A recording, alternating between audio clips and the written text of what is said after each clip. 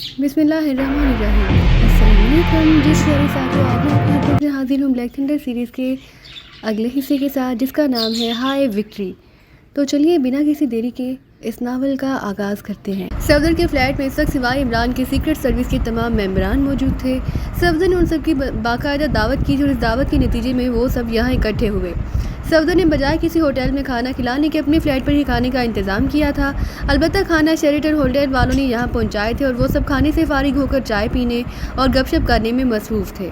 सफदर ने इमरान के फ्लैट पर फ़ोन किया था, लेकिन वहाँ से सुलेमान ने बताया कि इमरान अपनी अम्मा भी को साथ लेकर अपनी बहन सुरैया के ससुराल गया हुआ है। वहाँ कोई फंक्शन था और सर अब्दुल रहमान जो कि मुल्क से बाहर थे, इसलिए इमरान को साथ जाना पड़ा। सुलेमान के बकौल उनकी वापसी 2-3 रोज़ बाद होनी थी, इसलिए सफदर खामोश हो गया। इमरान अगर होता तो इस दावत का सही लुत्फ़ आता। अचानक चौहान ने कहा, हाँ लेकिन मजबूरी है, वो दारुल हुकूमत में मौजूद नहीं। सफदर ने कहा, वो पहले ही सबको इमरान के बारे में तफसील बता चुका था। मैं अक्सर एक बात सोचता हूँ, अगर आप लोग नाराज़ ना हो तो मैं अपनी सोच का इजहार करूँ। अचानक नोमानी ने कहा तो सब उसकी बात सुनकर बेएहतियात चौंक पड़े। उन सबके चेहरों पर हैरत के तासुरात उभर आए। क्या मतलब, ये तुम इजाज़त क्यों मांग रहे हो? मैं समझी नहीं तुम्हारी बात, जूलिया ने हैरत भरे लहजे में कहा। बात ही ऐसी है कि शायद आप लोगों को पसंद ना आए, नोमानी ने मुस्कुराते हुए कहा। ये कैसे हो सकता है, बहरहाल तुम बताओ, जूलिया ने होंठ चबाते हुए कहा। नोमानी, अगर इमरान साहब के खिलाफ कोई बात है तो बेहतर है कि मत बताओ, शायद जूलिया उसे बर्दाश्त ना कर सके। सालिया ने मुस्कुराते हुए कहा तो सब बेएहतियात हंस पड़े। उसके खिलाफ कोई बात हो ही नहीं सकती, जूलिया ने बड़े हतमी लहजे में कहा तो सब मेंबरान एक बार फिर हंस पड़े और जूलिया के चेहरे पर हल्की सी शर्माहट के तासुरात उभर आए। मेरा मतलब है कि इमरान, जूलिया ने कुछ कहना चाहा लेकिन शायद फिक्रा उससे बन ना रहा था, इसलिए वो खामोश हो गई। तुमने वहाँ का सस्पेंस पैदा कर दिया है नोमानी, जो कुछ कहना है खुलकर कहो। इमरान को हम सब अच्छी तरह जानते हैं, इसलिए कुछ छुपाने की ज़रूरत नहीं, सफदर ने कहा। मैं अक्सर सोचता हूँ कि जल्द ही पाकिस्तान सीक्रेट सर्विस को सर्विस से फारिग कर दिया जाएगा और ऐसा इमरान की वजह से होगा। कहानी की तरफ बढ़ने से पहले प्लीज़ चैनल को सब्सक्राइब और बेल आइकन का बटन ज़रूर प्रेस करें ताकि आपको आइंदा आने वाली वीडियो बर वक्त मिल सके। नोमानी ने कहा तो सब बेएहतियात उछल पड़े। ये क्या कह रहे हो, क्या मतलब, ये कैसे मुमकिन है? जूलिया ने इंतहाई हैरत भरे लहजे में कहा। बाकी सब मेंबरों के चेहरों पर भी हैरत थी, हत्ता कि तनवीर भी नोमानी की बात सुनकर हैरान रह गया था। तुमने वाकई अजीब बात कर दी है, खुलकर बात करो, सफदर ने इस बार सनीदा लहजे में कहा। आप लोग गुज़श्ता सालों पर नज़र दौड़ाएं। पहली बात तो ये है कि सिवाय तनवीर, सफदर, कैप्टन शकील और जूलिया के और कोई मेंबर सीक्रेट सर्विस के मिशन में शामिल ही नहीं होता। हम बाकी लोग तो एक लिहाज से सीक्रेट सर्विस से अमली तौर पर फारिग हो चुके हैं। दूसरी बात ये कि आप अपने आप को मसरूफ़ रखने और शायद अपनी तनहाओं का जवाब बनाने के लिए हमने 4 स्टार्स का सिलसिला कायम कर रखा है और शायद चीफ़ ने भी इसलिए इजाज़त दे दी है कि उसने हमारा लिहाज किया, वरना हकीकत यही है कि हम सब एक लिहाज से सीक्रेट सर्विस से ना सिर्फ फारिग हो चुके हैं बल्कि मुफ्त की और बेकार की तनहाएँ ले रहे हैं। सालिया को भी कभी कभार साथ ले लिया जाता है और जहाँ तक मुझे मालूम है कि जो साथी भी इमरान के साथ जाते हैं वो भी होटल के कमरों और कारों में साथ साथ लदे फिरते हैं। तमाम काम और तमाम मिशन इमरान खुद सर अंजाम देता है। सफदर, कैप्टन शकील, तनवीर और जूलिया ठंडे ठंडे वापस आ जाते हैं। इस लिहाज से भी देखा जाए तो इमरान ही मिशन मुकम्मल करता है और इमरान ही मिशन पर काम करता है। अगर यही सूरत हाल रही तो चीफ़ हमें फारिग करे ना करे, हमारे ज़मीर ही हमें सीक्रेट सर्विस से इस्तीफ़ा देने पर मजबूर कर देंगे, क्योंकि जो कुछ हमें मिलता है वो पाकिस्तान के अवाम के टैक्सों का पैसा होता है और जब हम काम ही नहीं करते तो फिर हमें कोई हक़ नहीं कि हम ये भारी तनहाई और अलाउंस हासिल करें। नुमान ने पूरी तकरीर कर डाली तो जूलिया समेत सबके होंठ भींच गए। उन सबके चेहरों पर संजीदगी के तासुरात उभर आए थे। नुमानी ने जो कुछ कहा वही कुछ मैं अरसे से कहता चला आ रहा हूँ, लेकिन मेरी कोई सुनता ही नहीं। मैं जानता हूँ कि इमरान हम सबसे ज़्यादा ज़हीन है, बल्कि सुपर माइंड है। उसकी कारकर्दगी इंतहाई तेज़ है, लेकिन इसका ये मतलब भी तो नहीं कि इमरान के मुकाबले में हम लोग बेकार हैं। हम सिर्फ बतौर पह उसके साथ साथ दौड़ते रहते हैं, जबकि तमाम बोझ वो अकेला ही उठाता है। इसलिए वाकई या तो इमरान को सीक्रेट सर्विस से अलहदा कर देना चाहिए या फिर हम सीक्रेट सर्विस से अलहदा हो जाएं, तनवीर ने मुंह बनाते हुए कहा। वैसे एक और बात भी है कि इमरान भी हकीकत में काम नहीं करता, सफदर ने कहा तो सब बेएहतियात चौंक पड़े। ये क्या कह रहे हो, वही तो सारा काम करता है, जूलिया ने हैरत भरे लहजे में कहा। मिस जूलिया, हम सब इमरान के साथ तवील अरसे से काम कर रहे हैं, क्या आपने महसूस नहीं किया कि अब इमरान की कारकर्दगी में बुनियादी तब्दीलियाँ आ गई हैं?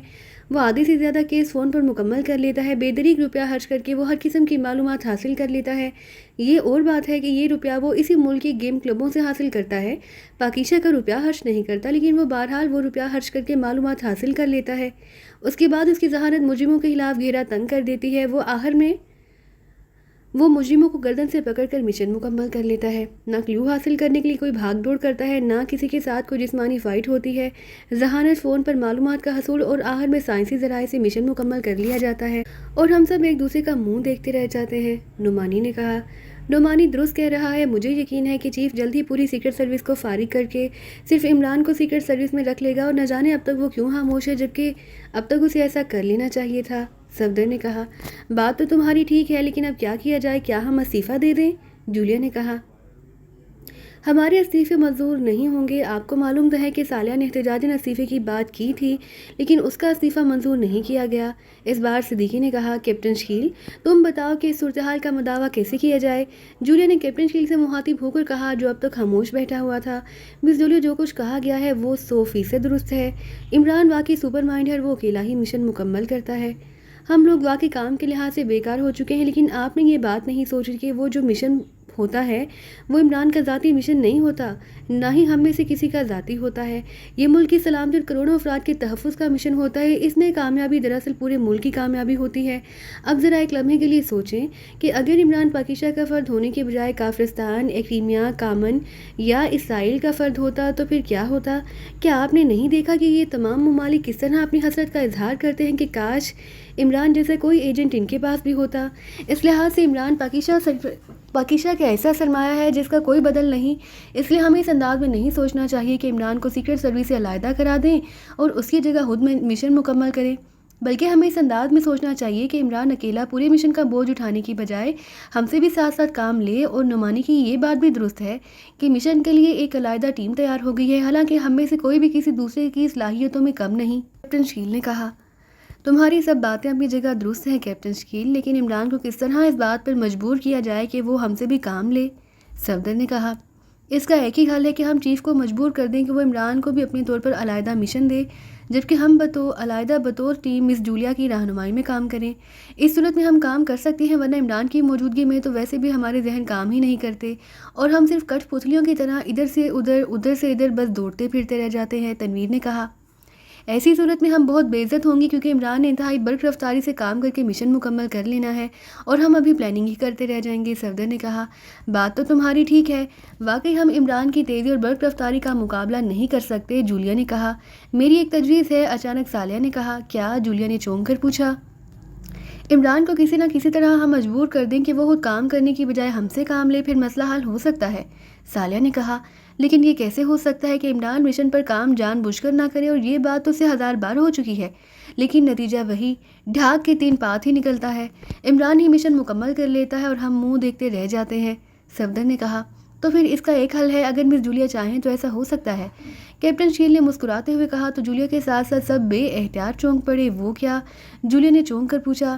میں نے دیکھا ہے کہ عمران ہم میں سے آ کر کسی سے دبتا ہے تو وہ صرف مس جولیا ہے، ورنہ باقی سب کو تو وہ انگلیوں پر نچاتا ہے. اگر مس جولیا اس پر پابندی لگا دیں کہ اس نے فون پر کہیں سے معلومات حاصل نہیں کرنی، کسی سے معلومات نہیں خریدنی، کسی سائنسی آلہ کو مشن میں استعمال نہیں کرنا، تو اس طرح یقیناً وہ اپنے ساتھیوں کو استعمال کرنے پر مجبور ہو جائے گا اور پھر گلہ ختم ہو جائے گا کہ وہ ساتھیوں سے کام نہیں لیتا. لیکن عمران کی طبیعت کو ہم سب جانتے ہیں، وہ پارے کی طرح کام کرتا ہے. اسے روکنا اور مجبور کرنا بظاہر تو ناممکن نظر آتا ہے، لیکن اگر مس جولیا چاہیں تو یہ ہو سکتا ہے. کیپٹن شکیل نے کہا. ہاں، یہ بہترین تجویز ہے، لیکن عمران مس جولیا کے کہنے پر بھی باز نہیں آئے گا. تم اسے طے سمجھو. صفدر نے کہا. وہ میری بات کہاں مانتا ہے؟ اس کی فطرت ہے کہ وہ بس اپنی ہی بات منواتا ہے. جولیا نے منہ بناتے ہوئے کہا. اگر کسی طرح چیف کو راضی کر لیا جائے کہ وہ کسی ایک مشن پر بطور تجربہ عمران کو لیڈر نہ بنائے بلکہ مس جولیا کو لیڈر بنائے تو تب ایسا ہو سکتا ہے. صدیقی نے کہا. بشرط یہ کہ مس جولیا اپنے آپ کو واقعی لیڈر سمجھے. صفدر نے کہا. تو سب ساتھی بے احتیاط ہنس پڑے. جولیا بھی مسکرا دی. سچی بات تو یہ ہے کہ اب عمران کو لاشعوری طور پر ہم لیڈر سمجھنے لگ گئے ہیں. کوئی بھی مسئلہ ہو ہم بچوں کی طرح اس کی طرف دیکھنا شروع کر دیتے ہیں کہ وہی کوئی نہ کوئی حل نکالے گا. جولیا نے کہا. تو سب نے اس طرح اس بات میں سر ہلا دی جیسے وہ اس سے 100% متفق ہوں. پھر اس سے پہلے کہ مزید کوئی بات ہوتی، پاس پڑے ہوئے فون کی گھنٹی بج اٹھی تو وہ سب بے احتیاط چونک پڑے. صفدر نے ہاتھ بڑھا کر ریسیور اٹھا لیا. X2. دوسری طرف سے X2 کی محسوس آواز سنائی دی تو صفدر نے جلدی سے لاؤڈر کا بٹن پریس کر دیا. यस सर, जूलिया को रिसीवर दो। दूसरी तरफ से कहा गया तो सफदर ने खामोशी से रिसीवर जूलिया की तरफ बढ़ा दिया। एक्सप्रो की इस बात पर किसी को भी हैरत ना हुई कि उसे जूलिया की यहाँ मौजूदगी का कैसे इल्म हो गया, क्योंकि जाहिर है जूलिया ने फ्लैट से यहाँ आते हुए पैगाम रिकॉर्ड करा दिया होगा कि वो सफदर के फ्लैट पर जा रही है। जूलिया बोल रही हूँ बॉस, जूलिया ने इंतहाई मौदबाना लहजे में कहा। इमरान दारुल हुकूमत से बाहर गया है, एक अहम मसला सामने आया है, इसलिए तुम पाकिस्तान सीक्रेट सर्विस के डिप्टी चीफ होने की बिना पर सफदर के साथ फौरी तौर पर सर सुल्तान से मिलो और फिर सर सुल्तान से मामले को समझकर फौरी तौर पर खुद भी काम करो और सीक्रेट सर्विस को भी हरकत में ले आओ ताकि बुनियादी मामले पर काम हो सके। चीफ ने कहा। बॉस, क्या मामले का इल्म आपको नहीं हो सका? जूलिया ने हैरत भरे लहजे में कहा। सिर्फ इब्तदाई मामलात का इल्म हुआ और उन इब्तदाई मामलात के तहत यूरोप के एक मुल्क पोलैंड के दारुल हुकूमत वारसा में दिफा के बारे में एक बैनुल-अक़वामी साइंसी कॉन्फ्रेंस मुनक़िद हो रही है, जिसमें पाकिस्तान से जो वफद गया उसकी सरबराही पाकिस्तान के एक साइंसदान डॉक्टर शफीक कर रहे थे कि अचानक पाकिस्तान मिलिट्री इंटेलिजेंस ने एक इत्तला की बुनियाद पर एक खाली कोठी के तहखाने से डॉक्टर शफीक की लाश बरामद कर ली। डॉक्टर शफीक को हलाक हुए 4 रोज़ गुजर चुके थे, जबकि 4 रोज़ हुए वो यहाँ से पोलैंड गए थे। जब पोलैंड में डॉक्टर शफीक से रब्ता कायम किया गया तो मालूम हुआ कि डॉक्टर शफीक 2 रोज़ से ये कहकर गए हुए हैं कि उनके यहाँ अजीज़ हैं और वो उनसे मिलने जा रहे हैं। उसके बाद ना उनसे रब्ता हो सका, ना वो वापस आए हैं। डॉक्टर शफीक की लाश जिस तहखाने से मिली है वहाँ फर्श पर खून है। खून से यक तक एक लकीर, एक लव सीटी लिखा गया है, जिस पर जब इंक्वायरी की गई तो मालूम हुआ कि सीटी दरअसल एक पुर्जा है जो डॉक्टर शफीक की ही इजाद है। पुर्जा जदीद तरीन राडार्स की कारकर्दगी बढ़ाने के लिए काम आता है। डॉक्टर शफीक सीटी पर ही तहकीक कर रहे थे कि बैनुल-अक़वामी साइंसी कॉन्फ्रेंस में जाने से पहले उन्होंने उसे ना सिर्फ मुकम्मल कर लिया था बल्कि उसके कामयाब तजुर्बात भी किए गए थे। लेकिन अब जो तहकीकात की गई हैं उसके मुताबिक ना ही तैयार शुदा सीटी मिल रहा है और ना उसका फार्मूला। उन बातों से जाहिर होता है कि यहाँ कोई बड़ी साजिश हुई है और डॉक्टर शफीक से सीटी भी हासिल कर लिया गया, उसका फार्मूला भी, और मुजिम डॉक्टर शफीक के रूप में यहाँ से पोलैंड पहुँच जाने में कामयाब भी हो गए हैं। चीफ ने पूरी तफसील बताते हुए कहा। अगर ये सब कुछ वाज़े हो चुका है बॉस, तो फिर सर सुल्तान के पास जाने का क्या फ़ायदा? हमें पोलैंड पहुँचकर उन मुजरिमों का खोज लगाना होगा। जूलिया ने कहा। इतनी जल्दी नताइज पर छलांग मत लगा लिया करो, ये सब बातें मिलिट्री इंटेलिजेंस से अपनी इंक्वायरी से मालूम की हैं, लेकिन वो ये मालूम नहीं कर सके कि ये किस मुल्क का और किस तंजीम का काम है। पोलैंड में सिर्फ साइंसी कॉन्फ्रेंस हो रही है, ज़रूरी नहीं कि पोलैंड उसमें मुलविस हो। तुमने मालूम करना है कि ये किस मुल्क और किस तंजीम का काम है। जब तक ये बुनियादी मालूमात ना मिल जाए उस वक्त तक पोलैंड जाकर तुम क्या करोगे? जो मुजरिम इस कदर होशियारी से काम कर रहे हैं वो वहाँ पोलैंड में अपना निशान तो ना छोड़ गए होंगे। और सर सुल्तान को मैंने हुक्म दिया है कि वो पोलैंड में पाकिस्तानी सफारत खाने से डॉक्टर शफीक की वहाँ की कारगुजारी और रिहाइश के बारे में रिपोर्ट्स तलब करे। चीफ ने सर्द लहजे में कहा। यस चीफ, ठीक है बॉस, जूलिया ने जवाब देते हुए कहा। तुमने फौरी तौर पर तमाम तहकीकात करके मुझे रिपोर्ट देनी है। दूसरी तरफ से कहा गया। उसके साथ ही रब्ता ख़त्म हो गया तो जूलिया ने एक तवील सांस लेते हुए रिसीवर रख दिया। हम ये तहकीकात कैसे करेंगे कि ये कार्रवाई किस मुल्क ने और किस तंजीम ने की है? जूलिया ने पूछा। मिस जूलिया, अभी जो बातें हमारे दरमियान हो रही थी शायद कुदरत ने उन्हें सुनकर हमें मौका दिया है कि हम इमरान की अदम मौजूदगी में अपने आप को मनवा सकें। आप अपने आप को इमरान की जगह रखकर काम करें और हमें भी साथ शामिल करें। मुझे यकीन है कि हम जल्द ही बुनियादी काम मुकम्मल कर लेंगे। सिद्दीकी ने कहा। ठीक है, आओ सफदर, हम दोनों फौरी तौर पर सर सुल्तान से मिलने और आप लोग अपने अपने फ्लैट तक महदूद रहें। किसी भी लम्हे किसी को कॉल किया जा सकता है। जूलिया ने कहा तो सब साथियों ने इस बात में सर हिलाते हुए उठ खड़े हुए। दरवाजे पर दस्तक की आवाज़ सुनकर बड़ी सी ऑफिस टेबल के पीछे रिवाल्विंग चेयर पर बैठे हुए एक अधेड़ उम्र आदमी ने सामने रखी हुई फाइल से सर उठाकर दरवाजे की तरफ देखा, फिर मेज़ के किनारे पर मौजूद एक बटन प्रेस कर दिया। दूसरे लम्हे दरवाज़ा खुला और एक नौजवान अंदर दाखिल हुआ। वो लंबे कद और वर्जिशी जिस्म का मालिक था। चेहरे मोहरे से वो कोई खलंडरा और लाउबाली सा नौजवान नज़र आता था। उसके जिस्म पर इंतहाई कीमती कपड़े और जदीद तराश शराश का सूट था। चेहरे पर हल्की सी मुस्कुराहट थी। सर पर मौजूद सुनहरे रंग के बाल भी जदीद तराश शराश के हामिल थे। आओ बामिन, मैं तुम्हारा ही इंतज़ार कर रहा था, अधेड़ उम्र आदमी ने मुस्कुराते हुए कहा और सामने रखी हुई फाइल बंद करके उसने उसे मेज़ की दराज में रखकर दराज बंद कर दी। नौजवान जिसे बामन के नाम से पुकारा गया था मुस्कुराता हुआ मेज़ की दूसरी तरफ कुर्सी पर आकर बैठ गया। हुक्मबाज बामन ने कहा, सेक्शन हेडक्वार्टर ने तुम्हारी कारकर्दगी की बेहद तारीफ़ की है बामन, और मुझे भी हकीकत है कि ये तुम पर फ़ख्र है। तुम जैसा बासलाहियत नौजवान वाकई मेरे सेक्शन के लिए इंतहाई कीमती सरमाया है। अधेड़ उम्र आदमी ने आगे की तरफ झुकते हुए बड़े हलूस भरे लहजे में कहा। बेहद शुक्रिया बॉस, आपके ये अल्फाज मेरे लिए बहुत बड़ा अवार्ड है और मैं हेडक्वार्टर का भी मशकूर हूँ कि उसने मेरी हौसला अफजाई की है। बामन ने मुस्कुराते हुए जवाब दिया। तुमने जिस बेदाग अंदाज में पाकिस्तान में सिटी मिशन मुकम्मल किया है, सेक्शन हेडक्वार्टर को तुम्हारा ये अंदाज बेहद पसंद आया है। तुम्हें शायद मालूम ना हो कि सेक्शन हेडक्वार्टर किसी तरह भी पाकिस्तान मिशन मुकम्मल करने पर रजामंद नहीं हो रहा था, लेकिन सेक्शन हेडक्वार्टर के तहत राडार लेबॉरेटरी को उस सिटी और उस फार्मूले की इंतहाई अशद ज़रूरत थी, और सेक्शन हेडक्वार्टर को भी उसका एहसास था, लेकिन वो पाकिस्तान सीक्रेट सर्विस की वजह से हिचकिचा रहा था, क्योंकि पाकिस्तान सीक्रेट सर्विस की मौजूदगी में मिशन की तकमील तकरीबन नामुमकिन समझी जाती थी। लेकिन मेरे बेपनाह असरार पर आखिरकार सेक्शन हेडक्वार्टर उस शर्त के साथ इस मिशन की इजाज़त देने पर रजामंद हुआ कि अगर ये मिशन नाकाम हो गया तो फिर मेरे सेक्शन को मुकम्मल तौर पर क्लोज़ कर दिया जाएगा। और तुम क्लोज़ करने का मतलब समझते हो? मतलब है कि मैं, तुम और सेक्शन के तमाम लोगों की डेथ आर्डर्स जारी कर दिए जाएंगे।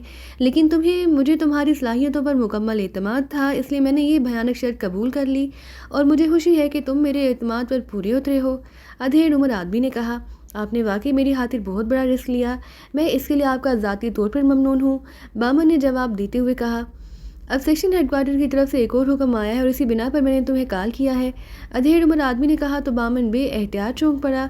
क्या कोई नया मिशन है बॉस? बामन ने कहा, नहीं बल्कि तुम्हारे मिशन का बकिया हिस्सा समझो, बॉस ने कहा तो बामन के चेहरे पर इंतहाई हैरत के तासुरात उभर आए। बकिया हिस्सा क्या मतलब, क्या कोई काम रह गया है? बामन ने कहा, नहीं, सिटी और उसका फार्मूला तो मुकम्मल हालत में मिल गया है, लेकिन सेक्शन हेडक्वार्टर ने अभी इतला दी है कि पाकिस्तान में डॉक्टर शफीक, जिसके रूप में तुमने ये सब कुछ किया, उसकी लाश मिलिट्री इंटेलिजेंस को मिल गई है, और हुकूमत पाकिस्तान ने पार्लियामेंट में तस्दीक की तो डॉक्टर शफीक गायब है। बॉस ने कहा, वो तो जाहिर है होनी थी बॉस। अब मैं डॉक्टर शफीक के रूम में ये साइंसी कॉन्फ्रेंस तो अटेंड ना कर सकता था, ना ही उसके रूप में वापस जा सकता था। वैसे डॉक्टर शफीक को मैंने एक तवील अरसे से हाली कोठी के तहखाने में फेंक दिया था। मेरा ख्याल था कि जब तक उसकी बू दूर दूर तक ना फैलेगी उस वक्त तक उसका पता ना चल सकेगा, और जब तक उसका पता चलेगा उस वक्त तक लाश नाकाबिल शिनाख्त हो चुकी होगी। इस तरह ये केस डॉक्टर शफीक की गुमशुदगी करार दे दिया जाएगा और हुकूमत पाकिस्तान बस डॉक्टर शफीक को ही तलाश करती रह जाएगी। लेकिन अब भी वो कुछ नहीं कर सकते, क्योंकि किसी को ये मालूम नहीं कि मैं दरअसल कौन हूँ, कहाँ चला गया हूँ, मेरा ताल्लुक़ किस तंजीम से है, मैं कहाँ रहता हूँ। वो ज़्यादा से ज़्यादा पार्लियामेंट में से तलाश करते रहें, उससे क्या फ़र्क पड़ जाएगा? बामन ने कहा। इस केस के बारे में पाकिस्तान सीक्रेट सर्विस को इतला दी जा चुकी है, और सेक्शन हेडक्वार्टर के ख्याल में पाकिस्तान सीक्रेट सर्विस अब सिटी और उस फार्मूले की तलाश में हम तक पहुंच सकती है।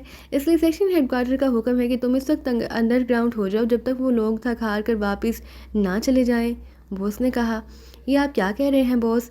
वो कैसे मुझे तलाश कर सकते हैं? हम लोग पार्लियामेंट में तो मौजूद नहीं है, ना हमारा वहाँ किसी से रब्ता है, और ना वो मेरे बारे में या मेरी असलियत के बारे में कुछ जानते हैं।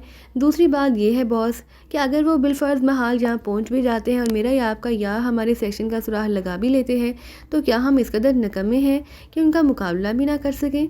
बामन ने कदरे वसीले लहजे में कहा, तुम्हें मालूम है कि पाकिस्तान सीक्रेट सर्विस के लिए काम करने वाले अली इमरान से ब्लैक थंडर का कई बार टकराव हो चुका है। बॉस ने कहा, ब्लैक थंडर का टकराव हो चुका है? क्या मतलब, क्या हेडक्वार्टर उसे टकरा चुका है? ये कैसे मुमकिन है? बामन ने हैरत भरे लहजे में पूछा। हेडक्वार्टर के बारे में तो किसी को इल्म नहीं, हमें भी नहीं, और किसी मेन सेक्शन को भी नहीं। हमारा सेक्शन तो फिर भी सब सेक्शन है, लेकिन ब्लैक थंडर के कई सुपर एजेंट्स उस इमरान से टकरा कर नाकाम हो चुके हैं। ट्रूमैन जैसा सुपर एजेंट तो तंजीम से बागी भी हो चुका है। उसके अलावा होमर, टामूर, काबिन, क्लिटन, जोबिटर, बर्कले, हत्ता की गोल्डन एजेंट मिस बॉबी और मेन टावर सेक्शन का बीकाक, हत्ता की सुप्रीम एजेंट भी पाकिस्तान सीक्रेट सर्विस खासतौर पर इमरान के मुकाबले में नाकाम रहे हैं, और इसी बिना पर हेडक्वार्टर ने फैसला किया है कि अली इमरान को हलाक नहीं किया जाएगा, ताकि जब ब्लैक थंडर की हुकूमत फ़ाल हो तो उस अली इमरान की सलाहियतों से मुकम्मल फ़ायदा उठा सके। अब सेक्शन हेडक्वार्टर को ये खतरा है कि इमरान और पाकिस्तान सीक्रेट सर्विस हमारे सेक्शन और ख़ास तौर पर तुम तक ना पहुंच जाए, और तुम्हारे बाद वो सिटी के लिए सेक्शन हेडक्वार्टर तक पहुंच सकता है, और सेक्शन हेडक्वार्टर से वो उस राडार लेबॉरेटरी तक। सेक्शन हेडक्वार्टर और उस राडार लेबॉरेटरी की अहमियत ज़ाहिर है हमसे ज़्यादा है, इसलिए उनके लिए तो ये बात आसान हो जाती है कि वो हमारे सब सेक्शन को ही क्लोज़ कर दें। लेकिन सेक्शन हेडक्वार्टर हमारे सेक्शन और ख़ास तौर पर तुम्हारी बेहद कदर करता है, इसलिए वो हम सबको ज़ाया नहीं करना चाहता, इसलिए उसने तुम्हारे अंडरग्राउंड होने का हुक्म दिया है। बॉस ने कहा। बॉस, हेडक्वार्टर तो कुछ कहता है, जो कुछ कहता है ठीक है, लेकिन आप तो मुझे भी और हमारे सेक्शन के सेटअप को भी समझते हैं। क्या आपको यकीन है कि इमरान या पाकिस्तान सीक्रेट सर्विस हमारा सुराग लगा लेगी, या हमारे ज़रिए सेक्शन हेडक्वार्टर या लेबॉरेटरी का सुराग लगा सकेगी? बामन ने कहा, मुझे मालूम है कि ऐसा मुमकिन है, लेकिन अगर उन्होंने हमारा सुराग लगा लिया तो फिर क्या होगा? बॉस ने कहा, تب ان کا خاتمہ ہو جائے گا اور کیا ہوگا؟ بامن نے بڑے سادہ سے لہجے میں کہا، لیکن علی عمران کو تو ہیڈ کوارٹر نے سیف لسٹ میں رکھا ہے، اسے تو ہلاک نہیں کیا جا سکتا۔ بوس نے کہا، چاہے وہ ہمارے سب سیکشن کے ساتھ ساتھ سیکشن ہیڈ کوارٹر اور راڈار لیبارٹری کو بھی ختم کر دے۔ بامن نے منہ بناتے ہوئے کہا، تو تمہارا خیال ہے کہ ہمیں چھپنے کی بجائے ان کا مقابلہ کرنا چاہیے؟ بوس نے مسکراتے ہوئے پوچھا۔ بوس، پہلی بات تو یہ کہ وہ کسی صورت ہم تک پہنچ ہی نہیں سکتے۔ اگر بالفرض محال پہنچ بھی جائیں تو یہ بلیک تھنڈر کی اور ہماری توہین ہے کہ ہم ان سے مقابلہ کرنے کی بجائے بزدلوں کی طرح بلوں میں چھپ جائیں۔ آپ ہیڈ کوارٹر سے بات کریں، ورنہ میں انڈر گراؤنڈ ہونے کی بجائے خودکشی کرنے کو ترجیح دوں گا۔ یہ میری برداشت سے باہر ہے کہ میں کسی سے مقابلہ کرنے کی بجائے چھپ کر بیٹھ جاؤں۔ بامن نے انتہائی با اعتماد لہجے میں کہا، ہاں ٹھیک ہے، مجھے پہلے اس بات کا احساس تھا، اس لیے میں نے سیکشن ہیڈ کوارٹر کو خصوصی درخواست کی، اور تمہیں شاید معلوم نہ ہو کہ سیکشن ہیڈ کوارٹر میری بات کا بے حد احترام کرتا ہے اور وہ مجھ پر سب سے زیادہ بھروسہ کرتا ہے۔ اس لیے میری درخواست پر سیکشن ہیڈ کوارٹر نے ایک بار پھر میری اس شرط پر بات مان لی کہ اگر پاکستان سیکرٹ سروس ہم تک پہنچ جائے تو ہم اس کا مقابلہ کر سکتے ہیں، لیکن اگر انہوں نے ہم میں سے کسی پر قابو پا لیا تو پھر ہمارا پورا سیکشن فوری طور پر کلوز کر دیا جائے گا۔ ہمیں یہ بھی اجازت دے دی گئی ہے کہ اگر عمران ہمارے ہاتھوں ہلاک ہو سکتا ہے تو ہم اسے بھی ہلاک کر سکتے ہیں، لیکن ناکامی کی صورت میں پورے سب سیکشن کو موت سے گھاٹ اتار دیا جائے گا، اور میں نے تمہاری وجہ سے سیکشن ہیڈ کوارٹر کی یہ شرط منظور کر لی ہے۔ بوس نے کہا، آپ بے فکر رہیں بوس، اول تو وہ ہم تک پہنچ ہی نہیں سکتے، انہیں خیال ہی نہیں آ سکتا کہ یہ کارروائی فان لینڈ والوں نے کی ہے۔ وہ تو پالینڈ میں گھومتے رہیں گے، اور اگر یہاں پہنچ بھی گئے تو پھر ان کی موت یقینی سمجھیں۔ بامن نے انتہائی اعتماد بھرے لہجے میں کہا، اگر تم پاکستان سیکرٹ سروس اور خاص طور پر عمران کا خاتمہ کر دو تو پھر میری طرف سے گارنٹی سمجھو کہ تم سب سیکشن کے بجائے سیکشن ہیڈ کوارٹر کے سپر ایجنٹ بنا دیے جاؤ گے۔ بوس نے جواب دیتے ہوئے کہا، آپ بے فکر رہیں بوس، میں آج سے ہی اپنے سیکشن کی ڈیوٹی لگا دیتا ہوں، اگر یہ لوگ یہاں پہنچ گئے تو پھر ان کی لاشیں آپ کے سامنے پڑی ہوں گی۔ بامن نے کہا، اوکے ٹھیک ہے، جاؤ، اب ہم سب کی زندگیاں تمہاری کارکردگی پر منحصر ہیں۔ بوس نے کہا تو بامن اٹھ کر کھڑا ہو گیا۔ بوس، میں آپ کے اعتماد پر ہر صورت میں پورا اتروں گا، بامن نے انتہائی پورے اعتماد لہجے میں کہا، اور تیزی سے مڑ کر بیرونی دروازے کی طرف بڑھ گیا۔ عمران دانش منزل کے آپریشن روم میں داخل ہوا تو بلیک زیرو احتراماً اٹھ کھڑا ہوا۔ بیٹھو، عمران نے اسلام دعا کے بعد مسکراتے ہوئے کہا، اور خود بھی اپنی مخصوص کرسی پر بیٹھ گیا۔ اس بار تو آپ نے کافی دن لگا دیے، بلیک زیرو نے مسکراتے ہوئے کہا، جب سے سریا کی شادی ہوئی ہے میں اس کے سسرال پہلی بار گیا تھا، اور پھر اماں بھی کی وہ اکلوتی بیٹی ہے، اس لیے اماں بھی وہاں رہ پڑیں۔ میں نے بہت کوشش کی کہ مجھے چھٹی مل جائے، لیکن اماں بھی نے میری ایک نہ سنی، پھر سریا نے بھی ضد پکڑ لی، اس لیے مجبوراً مجھے وہاں اتنے دن رہنا پڑا۔ تم سناؤ، میری عدم موجودگی میں تمہاری دانش قائم رہی یا نہیں؟ عمران نے مسکراتے ہوئے کہا، آپ کی عدم موجودگی میں اس قدر زبردست انقلابات آئے ہیں کہ شاید آپ اس کا تصور بھی نہ کر سکیں۔ بلیک زیرو نے مسکراتے ہوئے کہا تو عمران بے احتیاط چونک پڑا، انقلابات کیا مطلب؟ کیا تم نے مجھے بلینک چیک دینے کا فیصلہ کر لیا ہے؟ عمران نے کہا تو بلیک زیرو بے احتیاط کھلکھلا کر ہنس پڑا۔ آپ بلینک چیک کی بات کر رہے ہیں؟ آپ کا چیک ہی سرے سے غائب ہو رہا ہے۔ بلیک زیرو نے کہا، کیا مطلب؟ کیا میری عدم موجودگی میں تو کسی مصنف سے سسپینس پیدا کرنا سیکھ لیا ہے، جبکہ تمہیں معلوم ہے کہ میں انتہائی کمزور حساب کا مالک ہوں، سسپینس مجھ سے برداشت نہیں ہو سکتا، پھر سسپینس بھی چیک کے بارے میں؟ عمران نے کہا تو بلیک زیرو ایک بار پھر ہنس پڑا۔ میں نے نہیں بلکہ پاکستان سیکرٹ سروس نے آپ کا چیک غائب کرنے کا فیصلہ کر لیا ہے، بلیک زیرو نے کہا تو عمران کے چہرے پر حقیقی حیرت کے تاثرات ابھر آئے۔ ارے اسی لیے بیچارے قدیم دور کی بادشاہ اپنے تخت نہیں چھوڑتے تھے کہ ان کی عدم موجودگی میں کہیں بغاوت نہ ہو جائے۔ عمران نے کہا، میں آپ کے لیے چائے لے آؤں؟ بلیک زیرو نے اٹھتے ہوئے کہا، ارے چھوڑو چائے کو، پہلے یہ بتاؤ کہ میرا چیک کیسے غائب ہو رہا ہے؟ عمران نے تجسس بھرے لہجے میں کہا، پاکستان سیکرٹ سروس نے آپ کے بارے میں ایک متفقہ فیصلہ کیا، ساتھ ہی مجھے الٹیمیٹم دے دیا کہ اگر ان کی شرائط پر عمل نہ کیا گیا تو پوری سیکرٹ سروس استعفیٰ دے دے گی۔ میں نے انہیں کہہ دیا کہ اس کا فیصلہ آپ کریں گے، وہ آپ کو منا لیں، اور اب وہ سب آپ کا انتہائی شدت سے انتظار کر رہے ہیں۔ بلیک زیرو نے کہا، او کیا ہوا؟ جلدی بتاؤ ورنہ میرا نروس بریک ڈاؤن ہو جائے گا۔ عمران نے کہا، فی الحال ایک اہم کیس سامنے آیا، اس بارے میں سن لیں، باقی بات پھر ہوگی۔ بلیک زیرو نے کہا تو عمران کے چہرے پر سنجیدگی پھیلتی چلی گئی۔ اہم کیس؟ کون سا کیس؟ عمران نے کہا تو بلیک زیرو نے اسے ڈاکٹر شفیق کے بارے میں تفصیل بتا دی۔ ارے ویری بیڈ، پھر کیا ہوا؟ عمران نے تشویش بھرے لہجے میں کہا، پاکستان سیکرٹ سروس نے اس بار انتہائی تیز رفتاری سے کام کیا، اور انہوں نے جو انکوائری کی ہے اس کے مطابق سی ٹی اور اس کا فارمولہ بلیک تھنڈر نے حاصل کیا ہے۔ بلیک زیرو نے کہا تو عمران بے احتیاط اچھل پڑا۔ بلیک تھنڈر نے کیسے معلوم ہوا؟ عمران نے کہا، डॉक्टर शफीक की लाश जिस कोठी के तहखाने से मिली है उस कोठी की एक इंतहाई बारीक बीनी से तलाशी ली गई तो वहाँ से तो कुछ ना मिल सका। अलबत्ता फ़ोन में मौजूद मेमोरी को जब चेक किया गया तो एक कॉल ऐसी सामने आई जिसमें ब्लैक थंडर के अल्फाज इस्तेमाल हुए हैं। उसका टेप भी हासिल कर लिया गया। अगर आप कहें तो मैं आपको ये टेप सुनवा दूँ? ब्लैक ज़ीरो ने कहा। हाँ सुनवाओ। इमरान ने होंठ चबाते हुए कहा। तो ब्लैक ज़ीरो ने मेज़ की दराज खोली, एक जिगरी साथ का रिकॉर्डर निकाल कर उसने मेज़ पर रखा और उसका बटन ऑन कर दिया। शायद इससे पहले ही सब तैयारी कर रखी थी। हेलो बामिन बोल रहा हूँ, पाकिशा से एक मर्दाना आवाज़ सुनाई दी, लेकिन बोलने वाला नौजवान आदमी लगता था। ये क्या बात है, क्यों अपने नाम से कॉल की है तुमने? एक भारी आवाज़ सुनाई दी। बोलने वाले का लहजा बता रहा था कि वो ढेर उम्र आदमी है। वो सीटी का जो हाका सेक्शन हेडक्वार्टर की तरफ से मुझे मुहैया किया गया है वो डॉक्टर शफीक से मिलने वाली सीटी से मुख्तलिफ है। सेक्शन हेडक्वार्टर के दिए हुए हाके के मुताबिक सीटी चौकोर होना चाहिए और उसका वज़न एक रिमोट कंट्रोल जितना होना चाहिए, जबकि जो सीटी डॉक्टर शफीक से मिला वो मुस्ततील शक्ल का है।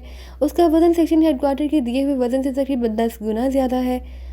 आप सेक्शन हेडक्वार्टर से मालूम करें ताकि ऐसा ना हो कि मैं जिसे सीटी समझ कर ले आऊँ वो सीटी ना हो, फिर हेडक्वार्टर मुझे सज़ा दे दे। बामन ने कहा। लेकिन सेक्शन हेडक्वार्टर ने जो हाका हम तक पहुंचाया था और जो मैंने तुम्हें दिया ये ब्लैक थंडर के मेन हेडक्वार्टर की तरफ से राडार लेबॉरेटरी के साइंसदानों के ज़रिए तैयार कराया गया है।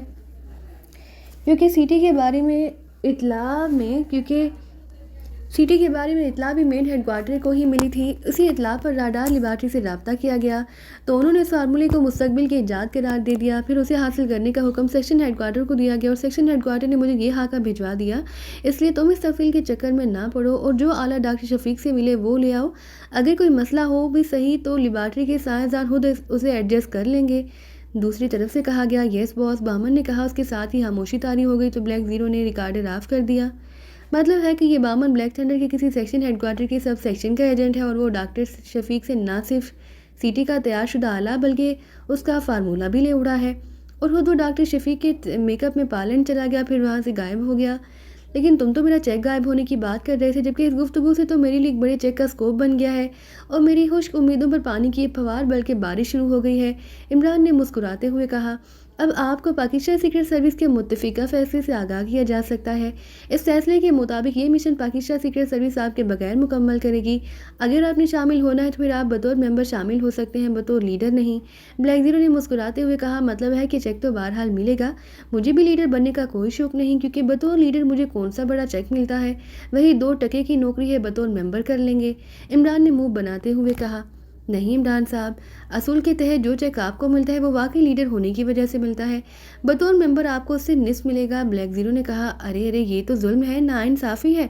बाकी मेंबरान तो बड़ी बड़ी तनख्वाही और अलाउंस लें और मैं बतौर मेंबर जो छोटा सा चेक पहले मिलता था उससे भी निस्फ लूँ। नहीं, ये इंतहाई जुल्म है। ये मुझे भूखा मारने की साजिश है, मैं उस पर एहतजाज करूँगा। इमरान ने कहा। उसका मुतबादिल भी है, यानी आपको लीडर बनाया जा सकता है, लेकिन इसके लिए चंद शराइत होगी जिनकी आप पाबंद रहेंगे। उन शराइत के तहत आप ना ही मालूमात खरीदेंगे, ना साइंसी मशीनरी या हरबा इस्तेमाल करेंगे और हालिसन सीक्रेट एजेंटों के अंदाज में सारा काम खुद अंजाम देंगे या सीक्रेट सर्विस से कराएंगे। ब्लैक ज़ीरो ने मुस्कुराते हुए कहा। तो इमरान बेएहतियात हंस पड़ा। ये सब तफसीलात उन्होंने तुम्हें बताई कैसे हैं? इमरान ने हंसते हुए कहा। ये सारी बातें जूलिया ने की हैं, साथ ही धमकी भी दी कि अगर उन बातों पर अमल ना हुआ तो पूरी सीक्रेट सर्विस मजबूरी तौर पर इस्तीफ़ा दे देगी। अगर चीफ उन्हें मौत की सज़ा देता है तो उन्हें यह भी कबूल है। ब्लैक ज़ीरो ने कहा। हैरत है, मेरी 2 रोज़ की अदम मौजूदगी में दुनिया क्या से क्या हो गई। लेकिन तुमने बहरहाल उसकी वजह तो पूछी होगी। इमरान ने कहा। नहीं, मैंने उसे सिर्फ इतना जवाब दिया कि इमरान का कोई ताल्लुक पाकिस्तान सीक्रेट सर्विस से नहीं।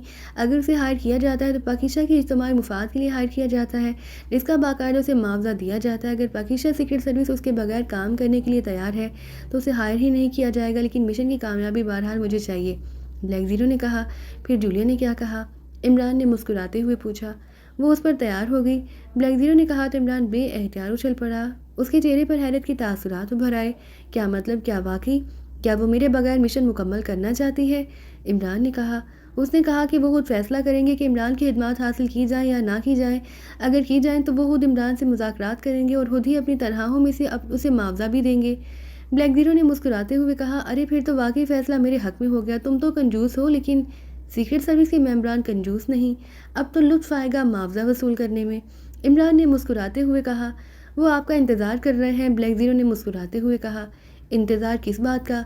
तुमने उन्हें मिशन मुकम्मल करने के लिए नहीं कहा। عمران نے چونک کر کہا نہیں، میں نے انہیں کہا کہ پہلے میں اس بات کی انکوائری کراؤں گا کہ اس سیٹی آلے اور اس کے فارمولے کی کیا اتنی اہمیت ہے کہ اس کی واپسی پر کام کیا جائے، پھر میں آرڈر دوں گا، اور میں نے سر سلطان کو کہہ دیا ہے کہ وہ اس بارے میں معلوم کر کے مجھے بتائیں، لیکن ابھی تک ان کی طرف سے کوئی جواب نہیں آیا۔ بلیک زیرو نے کہا لیکن جو فارمولہ بلیک تھنڈر کے لیے اہمیت رکھتا ہے وہ لازماً انتہائی انقلابی اور کامیاب ایجاد ہوگی۔ عمران نے کہا مجھے آپ کا انتظار تھا کیونکہ مسئلہ بلیک تھنڈر کا سامنے آیا ہے اور میں نہیں چاہتا کہ پاکستان سیکرٹ سروس جذباتی انداز میں کام کر کے ختم ہو جائے۔ بلیک زیرو نے اس بار انتہائی سنجیدہ لہجے میں کہا یہ تمہاری بھول ہے بلیک زیرو، سیکرٹ سروس کے ممبران واقعی میری وجہ سے کھل کر کام نہیں کر سکتے، ورنہ پاکستان سیکرٹ سروس کا ہر ممبر بلیک تھنڈر کی پوری تنظیم پر بھاری ہے۔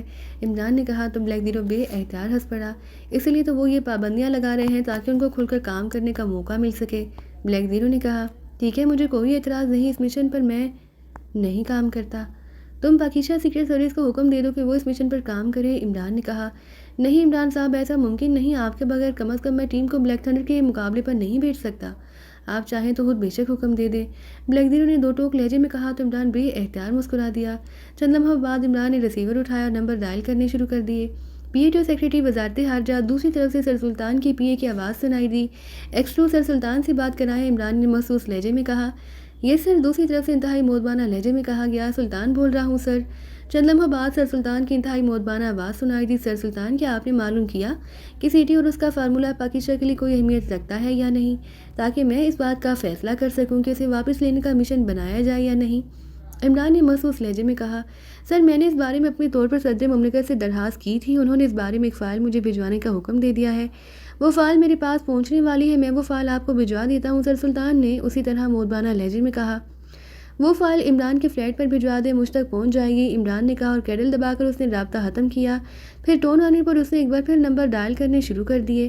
سلیمان بول رہا ہوں۔ رابطہ قائم ہوتے ہی سلیمان کی آواز سنائی دی سلیمان، میں عمران بول رہا ہوں، سر سلطان کا آدمی تمہیں ایک فائل دے جائے گا، تم نے اسے فوراً دانش منزل پہنچانا ہے۔ عمران نے انتہائی سنجیدہ لہجے میں کہا یس باس، سلیمان نے مودبانہ لہجے میں جواب دیا تو عمران نے ریسیور رکھ دیا۔ آپ نے جولیا سے بات نہیں کی؟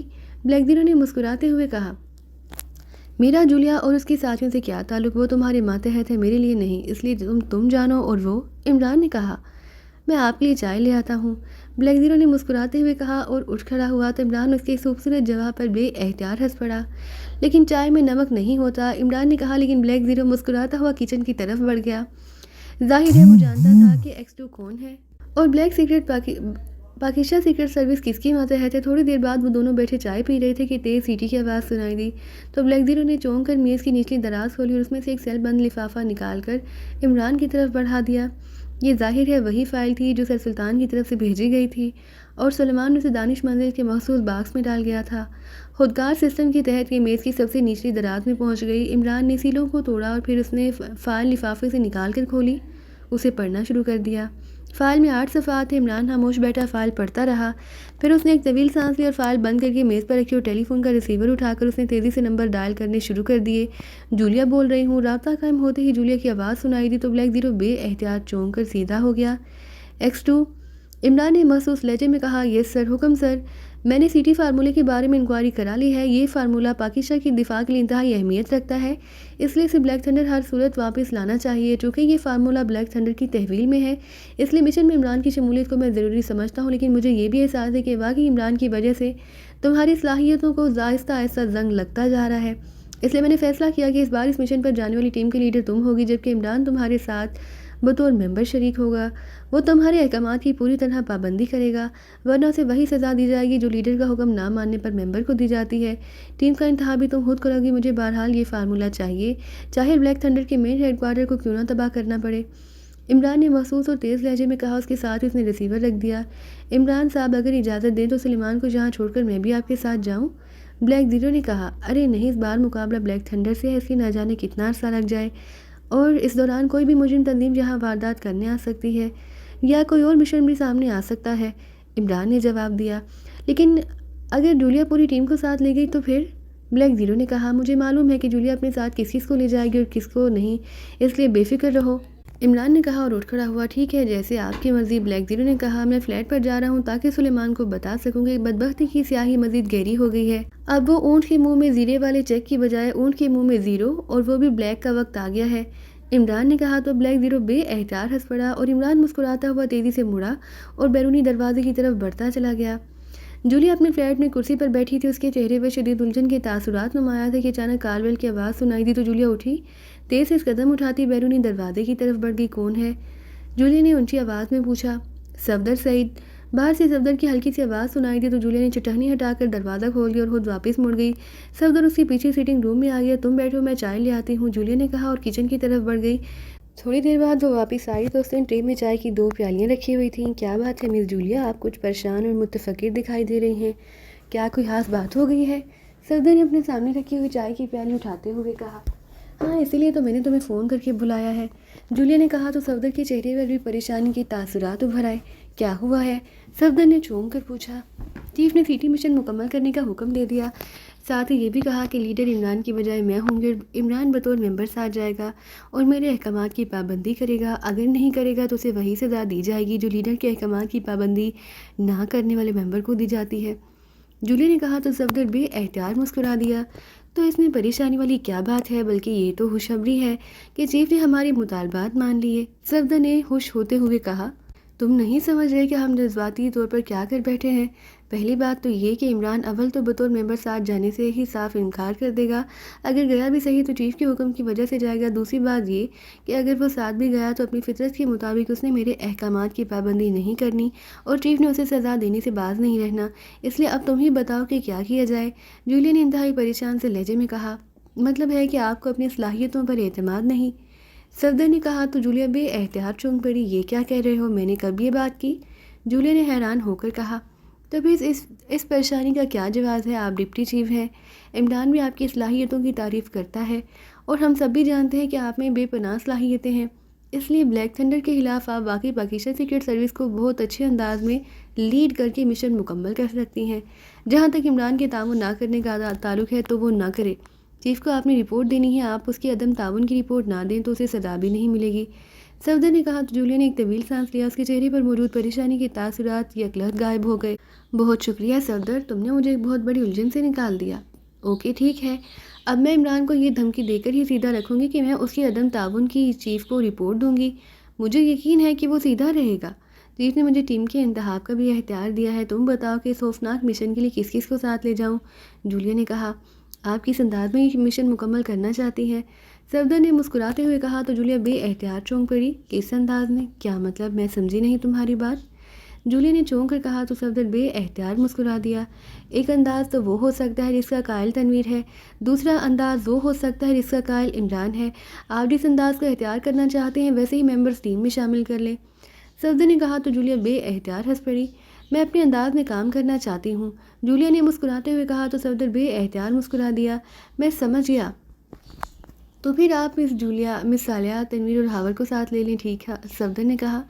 ٹھیک ہے، تم نے درست مشورہ دیا، لیکن میں اس میں تھوڑی سی ترمیم کروں گی، صالحہ تم، کیپٹن شیل، تنویر اور ہاور تم لوگ میرے ساتھ جاؤ گے، جولیا نے کہا۔ اور عمران؟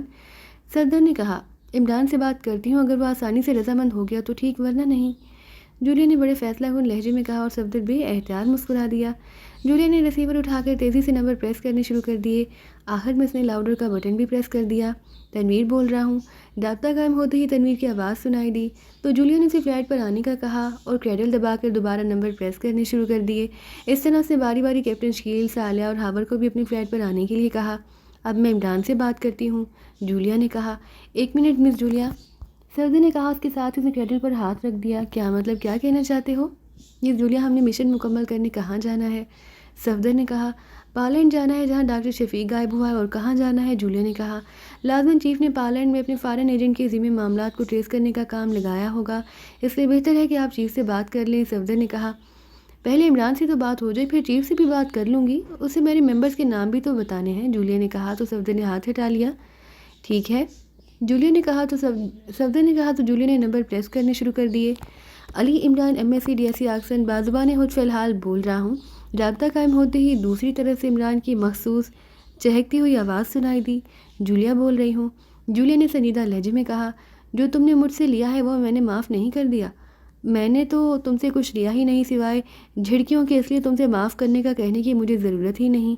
دوسری طرف سے عمران نے اسی طرح چہکتے ہوئے لہجے میں کہا، میں نے تم سے کیا لیا ہے؟ جولیا نے منہ بناتے ہوئے کہا، دل، وہ دل جسے پتھر کہتے ہیں، یہ بے دل دنیا۔ عمران نے جواب دیا تو جولیا کا چہرہ جگلا اور تمتما اٹھا۔ صفدر کے چہرے پر مسکراہٹ پھیل گئی تھی۔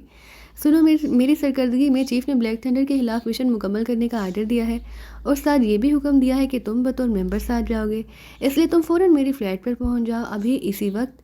جولیا نے بڑے تہکمانہ لہجے میں کہا اور ساتھ اس نے ریسیور رکھ دیا۔ پھر تھوڑی دیر بعد باری باری کال کیے گئے سارے ساتھی فلیٹ پر پہنچ گئے۔ جب جولیا نے انہیں بتایا کہ اس نے انہیں کیوں کال کیا ہے تو ان سب کے چہرے بے احتیاط جگمگا اٹھے۔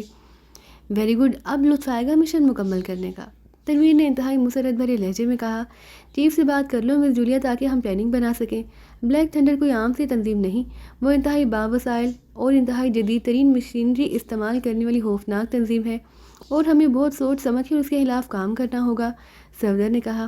ٹھیک ہے، جولیا نے کہا اور ریسیور اٹھا کر اس نے تیزی سے نمبر پریس کرنے شروع کر دیے۔ X2۔ رابطہ قائم ہوتے ہی چیف کی محسوس آواز سنائی دی۔ جولیا بول رہی ہوں باس، میں نے ٹیم کا انتخاب کر لیا ہے، میرے ساتھ سالیہ، صفدر، کیپٹن شیل، تنویر اور ہاور اس ٹیم میں شامل ہوں گے۔ اگر عمران بطور ممبر شمولیت پر تیار ہو گیا تو وہ بھی ساتھ جائے گا۔ جولیا نے کہا، ٹھیک ہے۔ دوسری طرف سے کہا گیا، چیف آپ نے یقیناً پالینڈ میں اپنے فارن ایجنٹ کے ذریعے ڈاکٹر شفیق کی گمشدگی کے بارے میں انکوائری کرائی ہوگی، میں چاہتی ہوں کہ آپ مجھے اس بارے میں بتا دیں تاکہ ہمارا وقت ضائع نہ ہو، جولیا نے کہا۔ ایسی تحقیقات میں صرف وقت ضائع ہوتا ہے، بلیک تھنڈر کے ایجنٹ ایسے کلیو نہیں چھوڑ سکتے کہ عام فارن ایجنٹ اس کا سراغ لگا سکیں، یہ تمام کام تمہیں خود کرنا ہوگا، دوسری طرف سے کہا گیا۔ اس کے ساتھ ہی رابطہ ختم ہو گیا تو جولیا نے ریسیور رکھ دیا۔ اس کا مطلب ہے کہ ہمیں پہلے پالینڈ جانا ہوگا، وہاں جا کر خود پہلے معلومات حاصل کرنا ہوں گی، جولیا نے کہا تو سب نے اس بات پہ سر ہلا دیے۔ اسی لمحے کار بیل کی آواز سنائی دی۔ او، عمران آ گیا ہوگا، جولیا نے کہا۔ میں کھولتا ہوں دروازہ، ہاور نے کہا اور اٹھ کر بیرونی دروازے کی طرف بڑھ گیا۔ عمران نے دانش منزل سے واپس فلیٹ پر پہنچ کر فون کا ریسیور اٹھایا اور تیزی سے نمبر ڈائل کرنے شروع کر دیے۔ Black eagle club. رابطہ قائم ہوتے ہی ایک نسوانی آواز سنائی دی۔ پاکیزہ سے پرنس آف ڈھم بول رہا ہوں، بلیک ایگل سے بات کراؤ، عمران نے کہا۔ یس سر، ہولڈ کیجیے، دوسری طرف سے مودبانہ لہجے میں کہا گیا۔ ہیلو، بلیک ایگل بول رہا ہوں، چند لمحوں بعد ٹرومین کی آواز سنائی دی۔ عمران بول رہا ہوں ٹرومین، عمران نے کہا۔ او، آپ بڑے طویل عرصے بعد کال کیا ہے آپ نے، دوسری طرف سے ٹرومین نے مسکراتے ہوئے لہجے میں کہا۔ اتنا بھی طویل عرصہ نہیں گزرا اور نہ شاید مجھے پہچاننے میں تمہیں کئی گھنٹے لگ جاتے۔ سنا ہے کہ ناراگ کا پانی ایسا ہے کہ بوڑھے سب سے پہلے یادداشت کھو بیٹھتے ہیں، عمران نے مسکراتے ہوئے کہا تو دوسری طرف سے ٹرومین بے احتیاط مسکرا دیا۔ اچھا، تو آپ اس پیرائے میں طویل عرصہ کہہ رہے ہیں، اس پیرائے میں واقعی طویل عرصہ نہیں گزرا، ٹرومین نے ہنستے ہوئے کہا۔ تمہاری سابقہ تنظیم ایک بار پھر پاکیزہ کے آڑے آ رہی ہے، عمران نے کہا۔ او، کیا مطلب؟ کیا آپ بلیک تھنڈر کی بات کر رہے ہیں؟ ٹرومین نے چونکتے ہوئے پوچھا۔ ہاں وہی، عمران نے کہا۔ اس کے ساتھ اس نے ٹی فارمولا اور سی ٹی تیار کرنے والے ڈاکٹر شفیق کو ہلاک کر کے اس کے روپ میں پالینڈ جانے کی پوری تفصیل بتا دی۔ لیکن یہ کیسے معلوم ہوا عمران صاحب کہ یہ کام بلیک تھنڈر کا ہے؟ ٹرومین نے پوچھا۔ عمران نے اسے فون کی میموری میں موجود کال کی تفصیل سنوا دی۔ اوہ، تو یہ بات ہے، لیکن جہاں تک میرا خیال ہے کہ بامن کا نام میں نے پہلے کبھی نہیں سنا، شاید کوئی نیا ایجنٹ ہوگا۔ پالینڈ میں بھی میرا سیٹ اپ ہے، وہاں بھی یہ نام کبھی سامنے نہیں آیا، ٹرومین نے کہا۔ تمہارا کوئی سیٹ اپ پالینڈ میں ہے؟ عمران نے پوچھا۔ فان لینڈ میں نہیں، وہاں سیٹ اپ تو نہیں، البتہ وہاں دوست خاصے ہیں۔ کیوں؟ ٹرومین نے کہا۔ میں نے ٹیپ سنا ہے اور بامن اور اس کے باس کے لہجے بتا رہے ہیں کہ وہ فان لینڈی ہے، اس لیے پوچھ رہا تھا، عمران نے کہا۔ ارے اگر ایسا ہے تو میں آسانی سے معلوم کر لوں گا، ٹرومین نے کہا۔ کتنا وقت لوگے؟ عمران نے پوچھا۔ زیادہ نہیں، صرف نصف گھنٹہ، ٹرومین نے جواب دیتے ہوئے کہا۔ اوکے، میں 1 گھنٹے بعد دوبارہ فون کروں گا، عمران نے کہا اور ریسیور رکھ دیا۔ پھر 1 گھنٹہ گزرنے کے بعد اس نے دوبارہ ٹرومین سے رابطہ کیا۔ عمران صاحب، میں نے معلوم کر لیا ہے، بامن وہاں موجود ہے، لیکن وہ فان لینڈ کی سرکاری ایجنسی ریڈ ایرو کا ایجنٹ ہے۔ اس سیکشن یا ایجنسی کے بارے میں تو تفصیلات نہیں مل سکیں، البتہ صرف اتنا معلوم ہو سکا ہے کہ اس بامن کا زیادہ اٹھنا بیٹھنا فان لینڈ کے دارالحکومت ایک مشہور کلب میں ہے جسے رینبو کلب کہا جاتا ہے، ٹرومین نے جواب دیا۔ اس کا حلیہ معلوم کیا ہے تم نے؟ عمران نے کہا تو جواب میں ٹرومین نے حلیہ بتا دیا۔ کیا کسی طرح ایسا ہو سکتا ہے کہ اس بامن کی گفتگو کی ٹیپ تم حاصل کر لو؟ میں اس کی آواز سننا چاہتا ہوں کیونکہ بامن بہرحال ایک عام سا نام ہے، ہو سکتا ہے کہ یہ وہ بامن نہ ہو اور ہم ہامہا اس کے پیچھے وقت ضائع کرتے پھریں، عمران نے کہا۔ مجھے معلوم ہے کہ بامن روزانہ اس کلب میں 2 گھنٹے گزارتا ہے اور فان لینڈ میں اس وقت تقریباً وہی وقت ہوگا جب وہ کلب میں جاتا ہے، اس لیے یہ ہو سکتا ہے کہ آپ کلب میں فون کر کے اس سے بات کر لیں، دوسری طرف سے کہا گیا۔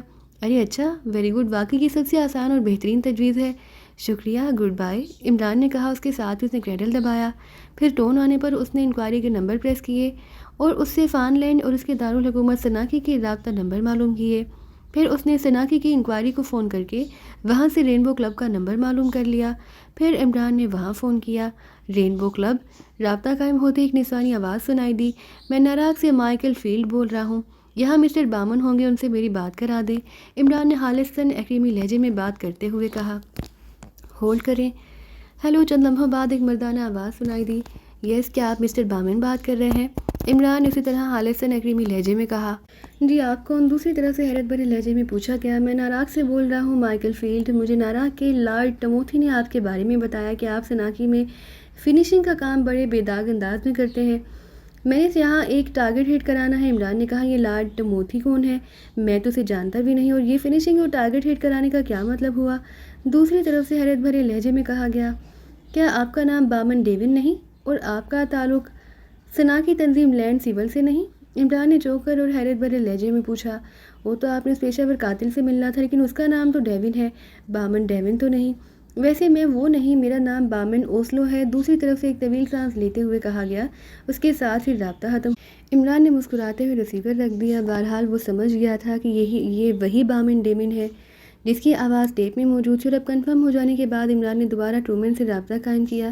عمران بول رہا ہوں ٹرومین، میں نے کنفرم کر لیا یہ وہی بامن ہے، اس کا مطلب ہے کہ یہ درپردہ بلیک تھنڈر کے لیے بھی کام کرتا ہے، تم اس سے کوئی ایسا ٹھکانہ معلوم کراؤ جہاں اسے گھیرا جا سکے۔ عمران نے کہا، لیکن اس کے لیے آپ کو وقت دینا ہوگا، 2-3 روز لگ جائیں گے۔ ٹرومین نے کہا، تم معلوم کر لو، میں کسی بھی وقت تمہیں کال کر کے معلوم کر لوں گا۔ عمران نے کہا۔ اس کے ساتھ ہی اس نے ریسیور رکھا ہی تھا کہ فون کی گھنٹی بج اٹھی۔ عمران نے ایک بار پھر ہاتھ بڑھا کر ریسیور اٹھا لیا۔ علی عمران MAC DSC آکسن، بازبان خود فی الحال بول رہا ہوں۔ عمران نے ریسیور اٹھا کر اپنے محسوس انداز میں کہا، جولیا بول رہی ہوں۔ دوسری طرف سے جولیا کی انتہائی سنیدہ آواز سنائی دی، جو تم نے مجھ سے لیا ہے وہ میں نے معاف کر دیا، اور میں نے تم سے کچھ لیا ہی نہیں سوائے جھڑکیوں کے، اس لیے تم سے معاف کرنے کا کہنے کی مجھے ضرورت ہی نہیں۔ عمران نے مسکراتے ہوئے کہا، تم سے میں نے کیا لیا ہے؟ دوسری طرف سے جولیا کی حیرت بھری آواز سنائی دی، دل وہ دل جسے دنیا پتھر کہتی ہے۔ عمران نے بڑے رومانٹک سے لہجے میں کہا، لیکن دوسری طرف سے جولیا نے اسے یہ بتا کر چیف نے اس کی سرکردگی میں مشن مکمل کرنے کا آرڈر دیا ہے۔ پھر اس نے مکمل عمران کو حکم دیا کہ وہ اس کے فلیٹ پر پہنچ جائے اور رابطہ ختم کر دیا، تو عمران نے مسکراتے ہوئے ریسیور رکھ دیا۔ اس بار میں واقعی تفریح کروں گا، عمران نے مسکراتے ہوئے کہا۔ پھر اٹھ کر اس نے سلیمان کو دروازہ بند کرنے کو کہا۔ سیڑھیاں اتر کر وہ گیراج کی طرف بڑھ گیا۔ چند لمحوں بعد اس کی کار اسے ہائشی پلازا کی طرف اڑی چلی جا رہی تھی جس میں جولیا کا فلیٹ تھا۔ وہاں پہنچ کر جب اس نے کار پارکنگ میں روکی تو بے احتیاط اس کے چہرے پر مسکراہٹ بکھر گئی، کیونکہ اس نے پارکنگ میں جولیا کی کار کے علاوہ صفدر، تنویر، سالیہ، ہاور اور کیپٹن شیل کی کاریں کھڑی دیکھ لی تھیں۔ اچھا، تو یہ ٹیم منتخب کی ہے جولیا نے؟ گڈ، عمران نے کار لاک کر کے لفٹ کی طرف بڑھتے ہوئے کہا۔ پھر تھوڑی دیر بعد وہ جولیا کے فلیٹ کے دروازے تک پہنچ گیا۔ اس نے کال بیل کا بٹن پریس کیا۔ چند لمحوں بعد دروازہ کھلا۔ ہاور دروازے پر نظر آیا۔ ارے کیا مطلب، کیا یہ فلیٹ 4 سٹارز نے لے لیا ہے؟ عمران نے چونک کر کہا۔ 4 سٹارز کا ایسا مقدر کہاں عمران صاحب، کیسا لگژری فلیٹ لے سکیں؟ یہ خوش قسمتی تو ڈپٹی چیف کے حصے میں ہی آ سکتی ہے۔ ہاور نے ایک طرف ہٹتے ہوئے مسکرا کر کہا، ڈپٹی چیف وہ کیا ہوتی ہے؟ وائس چیف تو سنا تھا، یہ ڈپٹی چیف کیا ہوتا ہے؟ عمران نے اندر داخل ہوتے ہوئے کہا تو ہاور بے احتیاط ہنس پڑا۔ آپ اندر تو چلیں، اس بار سارے معنی آپ کو بہت اچھے انداز میں سمجھ میں آ جائیں گے۔ ہاور نے دروازہ بند کرتے ہوئے ہنس کر کہا، ارے کیا مطلب، کیا اندر کوئی مقتل گاہ ہے؟ عمران نے خوفزدہ سے لہجے میں کہا۔ اس کے ساتھ ہی وہ سیٹنگ روم میں داخل ہو گیا۔ کیا مطلب، اتنے چھوٹے سے فلیٹ میں اتنی بڑی بڑی شخصیات؟ یہ تو کل جگ ہے، کل جگ۔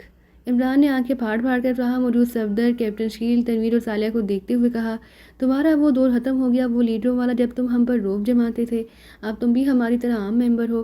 تنویر نے بڑے مسرت بھرے لہجے میں کہا، عام ممبر؟ کیا مطلب، کیا یہ کوئی کلب ہے؟ جولیا، کیا تم نے اب باقاعدہ کلب کھول لیا ہے؟ ویسے یہ ہے بڑا کامیاب دھندا۔ عمران نے مسکراتے ہوئے کہا، بیٹھ جاؤ۔ جولیا نے خوش لہجے میں کہا، یا اللہ، تو بڑا رحیم و کریم ہے، تم نے مجھے بچا لیا، ورنہ میں واقعی بے موت مارا جاتا۔ عمران نے کرسی پر بیٹھتے ہوئے چھت کی طرف منہ اٹھا کر بڑے خشوع و غضب بھرے لہجے میں کہا، کیا مطلب، یہ کیا کہہ رہے ہو تم؟ جولیا نے چونک کر پوچھا۔ تجربہ کار گورکھ بارہ دیدہ ٹائپ شوروں سے سنا تو تھا کہ شادی کے بعد بیگم کی جون ہی بدل جاتی ہے۔ شادی سے پہلے انتہائی نرم اور میٹھے لہجے میں بات کرنے والی خاتون جب بیگم بن جاتی ہے تو اس کی آواز میں کرختگی، لہجے میں تحکم اور انداز میں بے پناہ خشکی آ جاتی ہے۔ پھر وہ بیگم کی بجائے تھانے دارنی کے انداز میں بات کرتی ہے اور سارا رومانس بھاپ بن کر اٹھ جاتا ہے۔ لیکن مجھے ان کی باتوں پر یقین ہی نہیں آتا، نہ ہی آ سکتا تھا، کیونکہ جولیا کی آواز میں نغمگی، لہجے میں مٹھاس اور انداز میں والہانہ پن کیسے تبدیل ہو سکتا ہے۔ لیکن آج میری سوچ غلط ثابت ہو گئی۔ ذرا سا احتیاط کیا ملا، سب کچھ ہی بدل گیا۔ اور اگر مکمل احتیاط مل جاتا تو پھر کیا ہوتا؟ یا اللہ تو بڑا رحیم و کریم ہے، تو نے مجھ عاجز بندے کو بچا لیا، ورنہ مجھے واقعی اس قدر کرہت اور خوش لہجہ سن کر خودکشی ہی کرنا پڑتی۔ اور صفدر تمہارا بھی بے حد شکریہ کہ تم نے خطبہ نکاح یاد نہیں کیا، ورنہ اب تک میرا شاید 20واں عرس بھی منایا جا چکا ہوتا۔ عمران کی زبان اس تیزی سے رواں ہو گئی کہ وہ مسلسل ہی بولتا چلا گیا۔ صفدر اور خاور دونوں بے اختیار ہنس پڑے۔ صفدر، کیا یہ ضروری ہے کہ اس مشن میں عمران کو شامل کیا جائے؟ جولیا نے صفدر سے مخاطب ہو کر کہا۔ یہ آپ کی مرضی ہے مس جولیا، آپ بہرحال لیڈر بھی ہیں اور ڈپٹی چیف بھی، پھر چیف نے آپ کو ٹیم کے انتخاب کا بھی اختیار دے دیا ہے۔ صفدر نے مسکراتے ہوئے کہا، ٹھیک ہے، یہ بکواس سے بات نہیں آئے گا، اس لیے بہتر ہے کہ اسے اس مشن میں شامل ہی نہ کیا جائے۔ جولیا نے فیصلہ کن لہجے میں کہا۔ مس جولیا، چیف نے جب یہ کہہ دیا کہ عمران بطور عام ممبر ساتھ جائے گا تو اس کا یہ مطلب ہوا کہ عمران ساتھ جائے گا۔ کیپٹن شیل نے کہا، یہ کس مشن کی باتیں ہو رہی ہیں؟ اگر تو یہ مشن صفدر کی خطبہ نکاح یاد کرنے والا ہے تو میں اس مشن سے باز آیا۔ ابھی سے لہجے میں اس قدر کرختگی، آواز میں درشتگی اور چہرے پر لاتعلقی ہے تو بعد میں کیا ہوگا؟ نہیں، مجھ جیسا نازک دل کا آدمی یہ برداشت نہیں کر سکتا، اس لیے کوئی بات نہیں، میں اللہ تعالیٰ سے گڑ گڑا کر درخواست کروں گا کہ، اور مجھے یقین ہے کہ میں اللہ تعالیٰ سے گڑ گڑا کر درخواست کروں گا تو اللہ تعالیٰ مجھے عاجز حقیر بندے پر اپنا رحم کرتے ہوئے مجھے کموارہ ہونے کے باوجود جنت کے اس حصے میں بھیج دے گا جہاں حوریں باقی حصوں سے زیادہ ہوتی ہوں گی۔ کم از کم وہ حوریں اس طرح کرہت لہجے میں تو بات نہ کرتی ہوں گی۔ عمران نے دونوں ہاتھوں سے کان پکڑتے ہوئے کہا۔ اس کی زبان واقعی میرٹھ کی کینچی سے بھی زیادہ تیز چل رہی تھی۔ عمران صاحب، بلیک تھنڈر کے خلاف مشن ہے، آپ کو تو معلوم ہوگا کہ بلیک تھنڈر کا ایجنٹ ہمارے ایک سائنسدان ڈاکٹر شفیق کو ہلاک کر کے اس کا تیار کردہ راڈار کے سلسلے میں ایک انقلابی ایجاد کا فارمولہ بھی لے اڑا، ساتھ ہی ان کا تیار کردہ فارمولہ بھی آلہ بھی۔ صفدر نے کہا، بلیک تھنڈر کے ایجنٹ نے کیا یہاں آ کر اخبار میں اشتہار دیا کہ میں یہ کام کر کے جا رہا ہوں؟ بھائی صفدر یار جنگ بہادر صاحب، خطبہ نکاح یاد کرنا اور بات ہوتی ہے اور سیکرٹ ایجنٹی اور بات ہوتی ہے۔ بلیک تھنڈر تو ویسے بھی ایسی بین الاقوامی تنظیم ہے کہ وہ اپنا نشان تک پیچھے نہیں چھوڑتی۔ دوسری بات یہ کہ اس قدر طاقتور تنظیم تمہارے اس ادنیٰ کمواری کے خوف سے پاکستان میں کوئی مشن مکمل کرنے سے ہی ڈرتی ہے، اس لیے تم نے شاید کوئی ڈراؤنا خواب دیکھا ہوگا۔ عمران نے منہ بناتے ہوئے کہا۔ اس کا لہجہ اور انداز ایسا تھا جیسے اسے صفدر کی بات پر سرے سے یقین ہی نہ آیا ہو۔ تو آپ کو اس سارے معاملے کا علم نہیں؟ کیا چیف نے آپ کو اس بارے میں کچھ نہیں بتایا؟ صفدر نے حیرت بھرے لہجے میں پوچھا۔ میں نے واپس آ کر چیف کو فون کیا کہ بندہ بنفس نفیس حاضر ہے، کوئی کام کوئی انعام، کیونکہ آغا سلیمان پاشا کے لہجے کی کرختگی تو مس جولیا سے بھی زیادہ بڑھ چکی ہے۔ اس کی کرختگی کم کرنے کا ایک ہی طریقہ ہے، وہ ہے ایک عدد بڑا چیک، لیکن چیف صاحب نے صرف اتنا کہا کہ میں جولیا سے رابطہ کروں، اگر جولیا سفارش کرے گی تو نصف چیک مل جائے گا، ورنہ نہیں۔ اور اس کے ساتھ ہی چیف نے ریسیور رکھ دیا۔ اب تم خود بتاؤ صفدر، جولیا آج تک نصف بیگم تو بن نہیں سکی، نصف چیک کیا دے گی، اور وہ بھی بغیر کسی مشن کے؟ عمران کی زبان ایک بار پھر جمع ہو گئی تھی۔ عمران صاحب، آپ اپنی ہمشیرہ سریا کے سسرال گئے تھے، آپ کی عدم موجودگی میں پوری ٹیم نے یہ فیصلہ کیا کہ آپ کو آئندہ کسی مشن میں لیڈر نہ بننے دیا جائے، کیونکہ آپ لیڈر بن کر اس قدر تیزی سے کام کرتے ہیں کہ ہم صرف منہ دیکھتے رہ جاتے ہیں۔ اگر آپ کو مشن میں شامل کیا جائے تو صرف عام ممبر کے طور پر، اور جولیا اس مشن کی لیڈر ہو، وہ آپ پر پابندی لگا دے گی کہ آپ معلومات رقم دے کر نہیں خریدیں گے، کوئی سائنسی مشینری استعمال نہیں کریں گے، بلکہ جس طرح باقی دنیا کی سیکرٹ ایجنٹ کام کرتے ہیں اس طرح کام کریں گے۔ اور چیف نے سروس کو منظور کر لیا۔ اب چونکہ آپ کی لیڈر کے بجائے عام ممبر ہوں گے، اس لیے چیف نے نصف چیک کی بات کی ہوگی۔ خاور نے پوری تفصیل سے بات کرتے ہوئے کہا، اور تو میرے خلاف باقاعدہ سازش ہوئی ہے۔ اس سازش میں چلو صفدر، جولیا، کیپٹن شیل اور باقی ساتھی تو شامل ہوں گے، لیکن تنویر بھی شامل ہے۔ بہت خوب۔ جس پتے پر تکیہ کیا وہی پتا ہوا دینے لگا، بلکہ آندھی دینے لگا۔ کیوں تنویر، مجھے کم از کم تم سے یہ امید نہ تھی؟ عمران نے ایسی مایوسانہ اور دل شکستہ سے لہجے میں کہا کہ صفدر اس کے اس انداز پر بے اختیار ہنس پڑا، جبکہ تنویر کے چہرے پر ایسے تاثرات ابھر آئے جیسے اس نے واقعی اس معاملے میں شریک ہو کر غلطی کی ہے۔ آپ واقعی دنیا کے سب سے بڑے اداکار ہیں، اس سے زیادہ کامیاب اداکاری ممکن ہی نہیں۔ صفدر نے کہا، تم دل چھوٹا نہ کرو عمران، اگر چیف تمہیں نصف چیک دے گا تو باقی نصف میں تمہیں دے دوں گا۔ تنویر نے بڑے خلوص بھرے لہجے میں کہا، اچھا پھر مجھے لیڈر بن کر کیا لینا؟ اب لیڈروں میں سرحاب کے پر تو نہیں لگے ہوتے کہ میں انہیں بازار میں فروخت کر کے امیر بن جاؤں گا۔ مجھے تو اپنا معاوضہ ملنا چاہیے، پھر میری طرف سے کوئی بھی ایرا غیرا نتھو ہیرا بلکہ نتھی ہیری لیڈر بن جائے۔ عمران نے منہ بناتے ہوئے کہا، شٹ اپ، تمہیں بات کرنے میں بھی تمیز نہیں، نان سینس، جو منہ میں آتا ہے بک دیتے ہو۔ جولی نے پھاڑ کھانے والے لہجے میں کہا، ظاہر ہے اب وہ ایسے الفاظ کے معنی سمجھنے لگ گئی تھی۔ اس میں بکواس کی کیا بات ہے مس جولیا؟ تم سوئٹزرلینڈ میں پیدا ہوئی ہو، یہاں پیدا ہوتی تو شاید تمہارا نام مسمتا ہیرن رکھا جاتا۔ یہ نتھو اور ہیرا یہاں کے عام لوگوں کے نام ہوتے ہیں۔ یہ اور بات ہے کہ چونکہ ان کا تعلق عوام سے ہوتا ہے اس لیے ان کے نام حقارت بھرے انداز میں لیے جاتے ہیں، لیکن بہرحال یہ بکواس نہیں، یہاں کی حقیقت ہے۔ عمران نے منہ بناتے ہوئے کہا، اور آپ نے بھی تو عمران صاحب یہ نام اسی تحقیرانہ انداز میں لیے ہیں۔ صفدر نے مسکراتے ہوئے کہا، نہیں، میں نے محاورہ استعمال کیا ہے، میرا مقصد تھا کہ کوئی بھی چاہے وہ تنویر ہو یا مس جولیا۔ عمران نے مسکراتے ہوئے کہا، یہ ناقابل علاج ہے، قطعی ناقابل علاج۔ تنویر نے گھراتے ہوئے کہا، وہ بہرحال سمجھ گیا تھا کہ عمران نے اسے نتھو ہیرا میں شامل کر لیا ہے۔ اس طرح آپس میں لڑنے کے بجائے ہمیں مشن پر توجہ کرنی چاہیے، یہ مشن انتہائی اہم ہے۔ بلیک تھنڈر کے خلاف مشن کو مذاق نہیں سمجھنا چاہیے، اچانک کیپٹن شیل نے کہا تو تنویر اور جولیا دونوں کے ستے ہوئے چہروں پر یکلا سنجیدگی کی تہ چڑھتی چلی گئی۔ ٹھیک ہے، ہمیں فوراً اس پر کام کرنا ہے، تو ٹیم یہی رہے گی۔ میرے ساتھ سالیہ، صفدر، کیپٹن شیل، تنویر، ہاور اور عمران اس مشن پر جائیں گے، جولیا نے فیصلہ کن لہجے میں کہا۔ پھر اس سے پہلے کہ مزید کوئی بات ہوتی، اس نے پاس پڑے ہوئے فون کا ریسیور اٹھایا اور تیزی سے نمبر پریس کرنے شروع کر دیے۔ آخر میں اس نے لاؤڈر کا بٹن بھی پریس کر دیا۔ عمران اب خاموش اور لا تعلق بیٹھا ہوا تھا۔ X2 رابطہ قائم ہوتے ہی دوسری طرف سے چیف کی محسوس آواز سنائی دی، جولیا بول رہی ہوں باس، میں نے ٹیم کا انتخاب کر لیا ہے، سالیہ، صفدر، تنویر، کیپٹن شیل، ہاور اور عمران ٹیم میں شامل ہوں گے۔ جولیا نے مودبانہ لہجے میں کہا، کیا عمران رضامند ہو گیا ہے؟ یس سر، اسے اعتراض تھا کہ آپ نے اسے کہا کہ اسے بطور عام ممبر نصف چیک ملے گا، جس پر تنویر نے اسے آفر کر دی کہ باقی نصف چیک وہ دے دے گا، تو پھر وہ مان گیا ہے۔ جولیا نے کہا، عمران سے بات کراؤ، چیف نے کہا تو جولیا نے ریسیور عمران کی طرف بڑھا دیا۔ حقیر فقیر بلکہ حقیقی فقیر علی عمران MSc DSc آکسن بول رہا ہوں، بلکہ صدا دے رہا ہوں۔ عمران نے بڑے مسمسے سے لہجے میں کہا، تم نے تنویر سے کوئی رقم وصول نہیں کرنی، تمہیں پورا چیک ملے گا، لیکن یہ مشن کامیاب ہونا چاہیے، ورنہ تم جانتے ہو کہ تمہیں کیا سزا دی جا سکتی ہے۔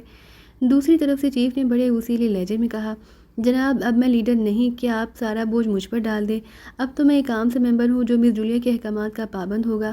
مس جولیا حکم دیں گی تو میں کھڑا ہو جاؤں گا، اور اگر حکم دیں گی تو سیٹ ڈاؤن تو میں بیٹھ جاؤں گا۔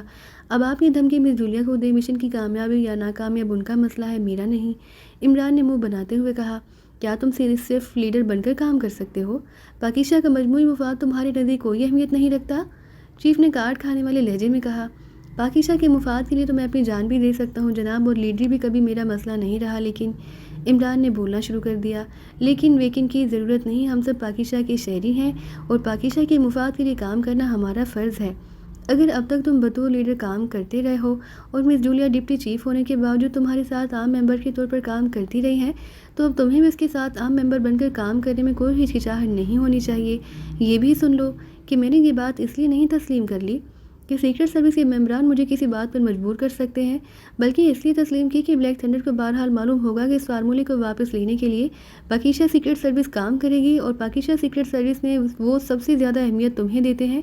انہیں معلوم ہوگا کہ تمہاری ہی سرکردگی میں ٹیم ان کے خلاف کام کرے گی، لیکن اب جبکہ مس جولیا کی سرکردگی میں ٹیم وہاں جائے گی تو لازمی بات ہے کہ وہ اسے پاکیزہ سیکرٹ سروس کی ٹیم نہیں سمجھیں گے۔ اس طرح مشن کی کامیابی کے چانس بڑھ جاتے ہیں۔ اور یہ بھی سن لو کہ تم تو پاکیزہ کے مفاد کی خاطر خود سیکرٹ سروس کے کسی بھی ممبر کی ماتحتی میں کام کرنے کے لیے تیار ہو۔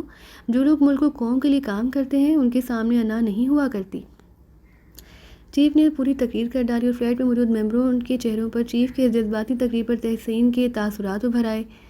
چلو شکر ہے جناب کہ آج مس جولیا کی لیڈری کی بنا پر یہ بات بھی طے ہو گئی کہ آپ بھی انسان ہیں، روبوٹ نہیں، ورنہ آج تک جس قدر غیر قدرتی انداز میں آپ نے بات کی ہے، کم از کم میں تو یہی سمجھنے لگ گیا تھا کہ آپ انسان کی بجائے کوئی روبوٹ ہیں۔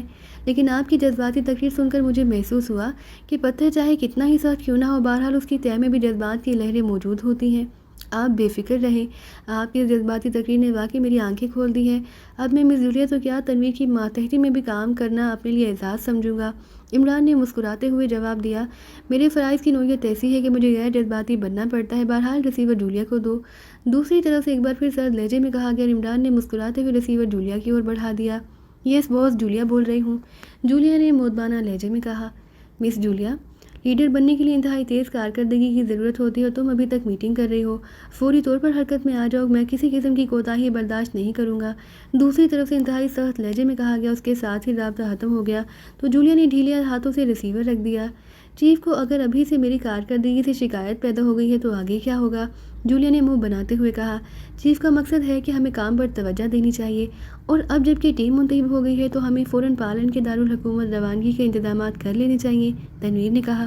ٹھیک ہے صفدر، یہ انتظامات تم کرو گے اور فوراً وہاں ہوٹل میں کمروں کی بکنگ کے ساتھ ساتھ کسی ایسی تنظیم کے بارے میں بھی معلوم کرو جو ہمیں وہاں اسلحہ، رہائش گاہیں اور کاریں وغیرہ مہیا کر سکے۔ جولیا نے صفدر کو باقاعدہ ہدایات دیتے ہوئے کہا۔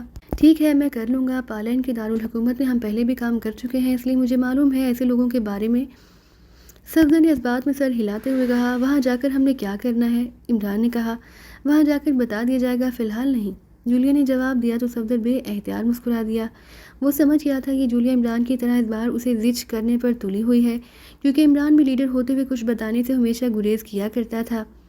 اگر آپ لوگ ناراض نہ ہو تو میں مس جولیا سے ایک گزارش کروں، عمران نے اچانک سنجیدگی سے کہا تو جولیا سمیت سب اس کے انداز اور لہجے پر چونک پڑے۔ کیا کہنا چاہتے ہو؟ جولیا نے حیران ہو کر کہا، مقصد تو مشن کی کامیابی ہے، اس لیے اگر تم لوگ اجازت دو تو میں اپنے طور پر علیحدہ کام کروں اور تم لوگ اپنے طور پر کام کرو۔ اگر میں کامیاب ہو گیا تو میں مجرموں سمیت مکمل رپورٹ تمہیں دے دوں گا اور تم یہ رپورٹ اپنے طور پر چیف کو دے دینا، اور اگر تم لوگ کامیاب ہو جاؤ تو مجھے کوئی اعتراض نہ ہوگا، میں اپنا چیک چھوڑ دوں گا، عمران نے کہا۔ آپ علیحدہ کیوں کام کرنا چاہتے ہیں عمران صاحب؟ صفدر نے مسکراتے ہوئے کہا، اس لیے کہ جیٹ جہاز اور بیل گاڑی میں بہرحال رفتار کا فرق تو ہوتا ہے، موجودہ دور جیٹ جہاز کا ہے، تم لوگ بیل گاڑی پر بیٹھ کر سفر کرنا چاہتے ہو، عمران نے منہ بناتے ہوئے کہا۔ میں نے کب بیل گاڑی کی بات کی ہے، تم حسد سے کہہ رہے ہو؟ جولیا نے بھنائے ہوئے لہجے میں کہا، حسد کی بات نہیں، بات ہے کام کی۔ تم لوگ اپنے لیے پالینڈ جا رہے ہو کہ تمہاری نقطۂ نظر سے مجرم ڈاکٹر شفیق کے روم میں پالینڈ گیا، پھر وہاں سے غائب ہو گیا، اب تم وہاں جاؤ گے، وہاں سے اس بات کا سراغ لگاؤ گے کہ مجرم کہاں گیا، کیا وہ پالینڈ میں رہتا ہے یا کہیں اور گیا، اس کے بعد تم وہاں جاؤ گے، اگر مجرم وہاں سے پھر کہیں اور چلا گیا تو تم وہاں جاؤ گے۔ اس طرح مشن مکمل ہونے تک شاید ہم سب کی عمریں 100 سال سے بھی بڑھ جائیں، یا اس دوران وہ مجرم بھی بوڑھا ہو کر قبر میں دفن ہو چکا ہو، عمران نے منہ بناتے ہوئے کہا۔ تمہاری بات ٹھیک ہے، لیکن ہمارے پاس اس کے سوا اور کوئی چارہ بھی نہیں، جولیا نے ہونٹ چباتے ہوئے کہا۔ دیکھو مس جولیا، مجرم کا تعلق اگر واقعی بلیک تھنڈر سے تھا تو پھر یقیناً یہ فارمولہ اور یہ آلہ بلیک تھنڈر کی کسی لیبارٹری میں پہنچ چکا ہوگا، اور مجرم وہ فارمولہ اپنے کسی باس کو پہنچا کر کسی اور دھندے میں مصروف ہو چکا ہوگا، اس لیے ہمارا اصل ٹارگٹ وہ لیبارٹری ہے، عمران نے کہا۔ آپ کی بات درست ہے عمران صاحب، یہ بات تو بہرحال طے ہے کہ مجرم کا تعلق بلیک تھنڈر سے ہے، کیونکہ فون کی میموری سے جو کال ٹیپ کی گئی اس میں واضح طور پر یہ بات سامنے آ چکی ہے، اور اس مجرم کو شاید خواب میں بھی یہ خیال نہ تھا کہ جہاں پاکیزہ میں بھی ایسے جدید فون استعمال ہوتے ہیں، اس لیے اس نے اس طرف توجہ ہی نہ کی، لیکن جب تک ہم اس مجرم تک نہ پہنچ جائیں اس وقت تک آگے نہ بڑھ سکیں گے۔ اس بار صفدر نے کہا، تمہیں مجرم کے نام کا علم ہے، اس کے قد و قامت کا علم ہے، اس کی گفتگو تم نے ٹیپ میں سنی ہوگی، ظاہر ہے یہ بھی تم نے اب تک معلوم کر لیا ہوگا کہ اس فون سے کال کس ملک میں کی گئی ہے، اور وہاں جس نمبر پر یہ کال کی گئی ہوگی وہ نمبر بھی تم ٹریس کر چکے ہوگے، اور اس نمبر سے تمہیں اس جگہ کا علم بھی ہو چکا ہوگا۔ کیا ایسا نہیں ہو سکتا کہ تم وہاں لاؤ لشکر لیے مارے پھرنے کی بجائے جہاں بیٹھے بیٹھے فون پر وہاں کی کسی مخبری کرنے والی تنظیم سے رابطہ کرو اور اس فون نمبر یا مقام اور اس مجرم کے بارے میں معلومات حاصل کر لو، پھر ان معلومات کی بنا پر تم براہ راست جا کر اس کی گردن دبوچ لو، عمران نے کہا۔ تو جولیا سمیت سب کے چہروں پر شرمندگی کے تاثرات پھیلتے چلے گئے، شاید انہوں نے تو اس انداز میں اب تک سوچا ہی نہ تھا۔ آئی ایم سوری عمران، واقعی تمہارے ذہن کا مقابلہ میں نہیں کر سکتی، تم سپر مائنڈ ہو، اس لیے تم ہی لیڈر بننے کے قابل ہو، چیف تمہیں ہاں مہاں لیڈر نہیں بنا دیتا۔ آئی ایم سوری، آج مجھے حقیقتاً احساس ہو رہا ہے کہ ہم ہاں مہاں تمہاری کارکردگی پر تنقید کرتے رہتے ہیں، جولیا نے انتہائی شرمندہ سے لہجے میں کہا۔ عمران صاحب، آپ کو جو کہ ان مشن کو اس انداز میں مکمل کرنے کا وسیع تجربہ حاصل ہے، اس لیے آپ کی سوچ واقعی ہم سے کہیں زیادہ تیز ہے، ہم سے واقعی کوتاہی ہوئی، ہمیں اب تک اس سلسلے میں کام مکمل کر لینا چاہیے تھا، لیکن اب تک آپ اب بھی تو یہ کام کر سکتے ہیں، مقصد تو مشن مکمل کرنا ہے، صفدر نے کہا۔ लेकिन मुझ पर तो पाबंदी आयद कर दी गई है कि मैं मालूमात नहीं खरीदूंगा। आम सीक्रेट एजेंटों की तरह मुजरिम को तलाश करने के लिए किसी पोस्टमैन की तरह हर दरवाजे पर दस्तक देता फिरूंगा। इमरान ने मुंह बनाते हुए कहा। मिस जूलिया, अब मुझे एहसास हो रहा है कि इमरान वाकई काम करता है। ये वाकई जेट जहाज़ की रफ्तार से काम करता है, जबकि हम वाकई बैलगाड़ी के मुसाफिर बनकर सोचते हैं। आप चीफ से बात करें, लीडर इमरान को ही बनना चाहिए। तनवीर ने भी बड़े संजीदा लहजे में कहा। नहीं, मैं लीडर नहीं बनना चाहता और ना मुझे इसका शौक़ है। मेरा मसला चेक था जिसकी हामी चीफ ने भर ली, लेकिन मैं इस अंदाज में काम नहीं कर सकता जिस अंदाज में पुराने दौर के जासूस करते थे। इमरान ने मुस्कुराते हुए कहा।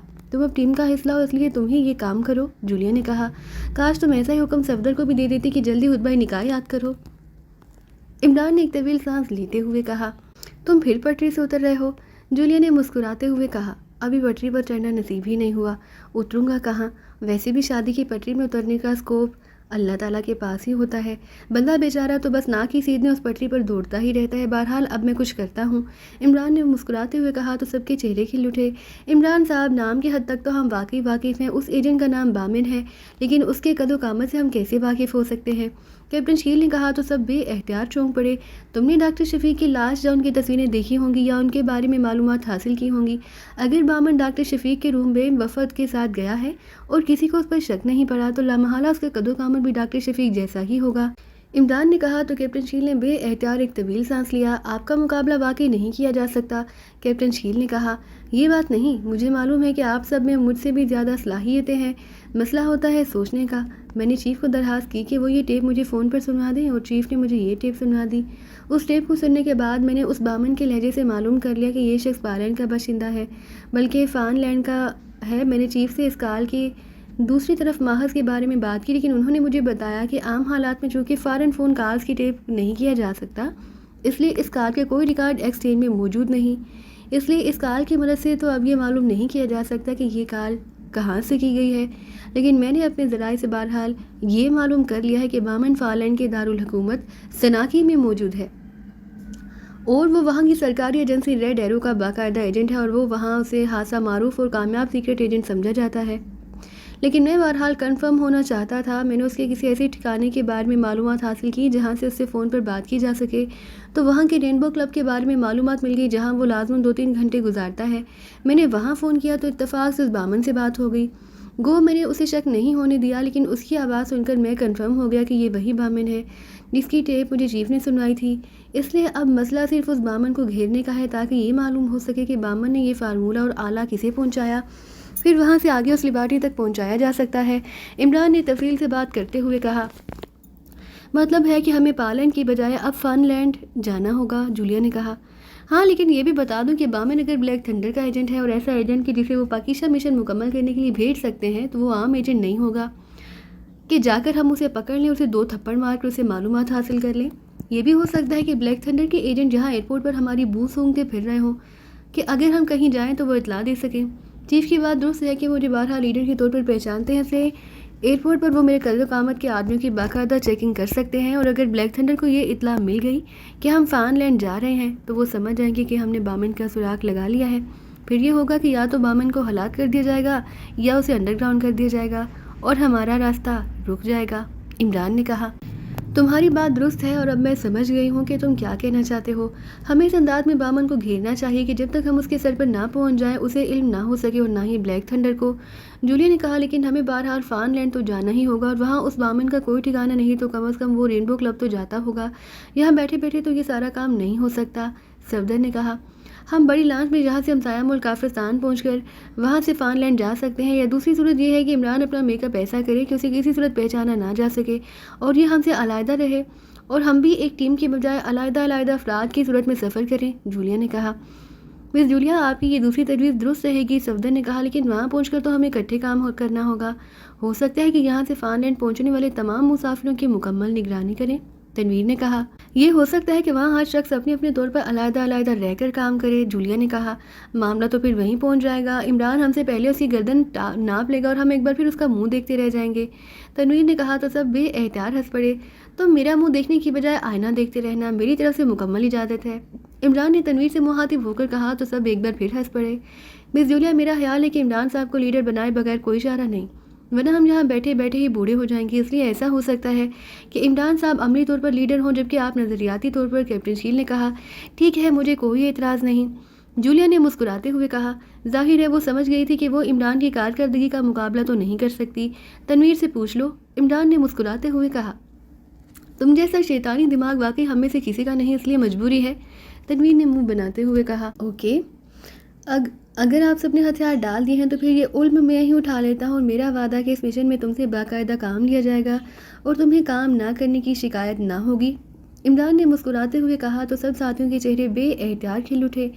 ٹھیک ہے, ہمارا اصل مقصد بھی یہی تھا کہ ہم سے بھی کام لیا جائے, تنویر نے کہا. تو پھر سنو, مس جولیا, تنویر, صفدر اور کیپٹن شکیل علیحدہ جائیں گے جبکہ میں سالیہ اور ہاور کے ساتھ علیحدہ فان لینڈ پہنچوں گا.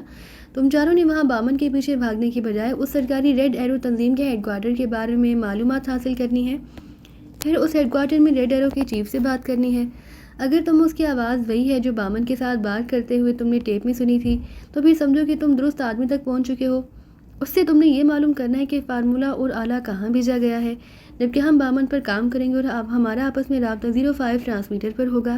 عمران نے فوراً ہی لیڈر کے انداز میں ہدایات دیتے ہوئے کہا اور سب نے اس بات میں سر ہلا دیے.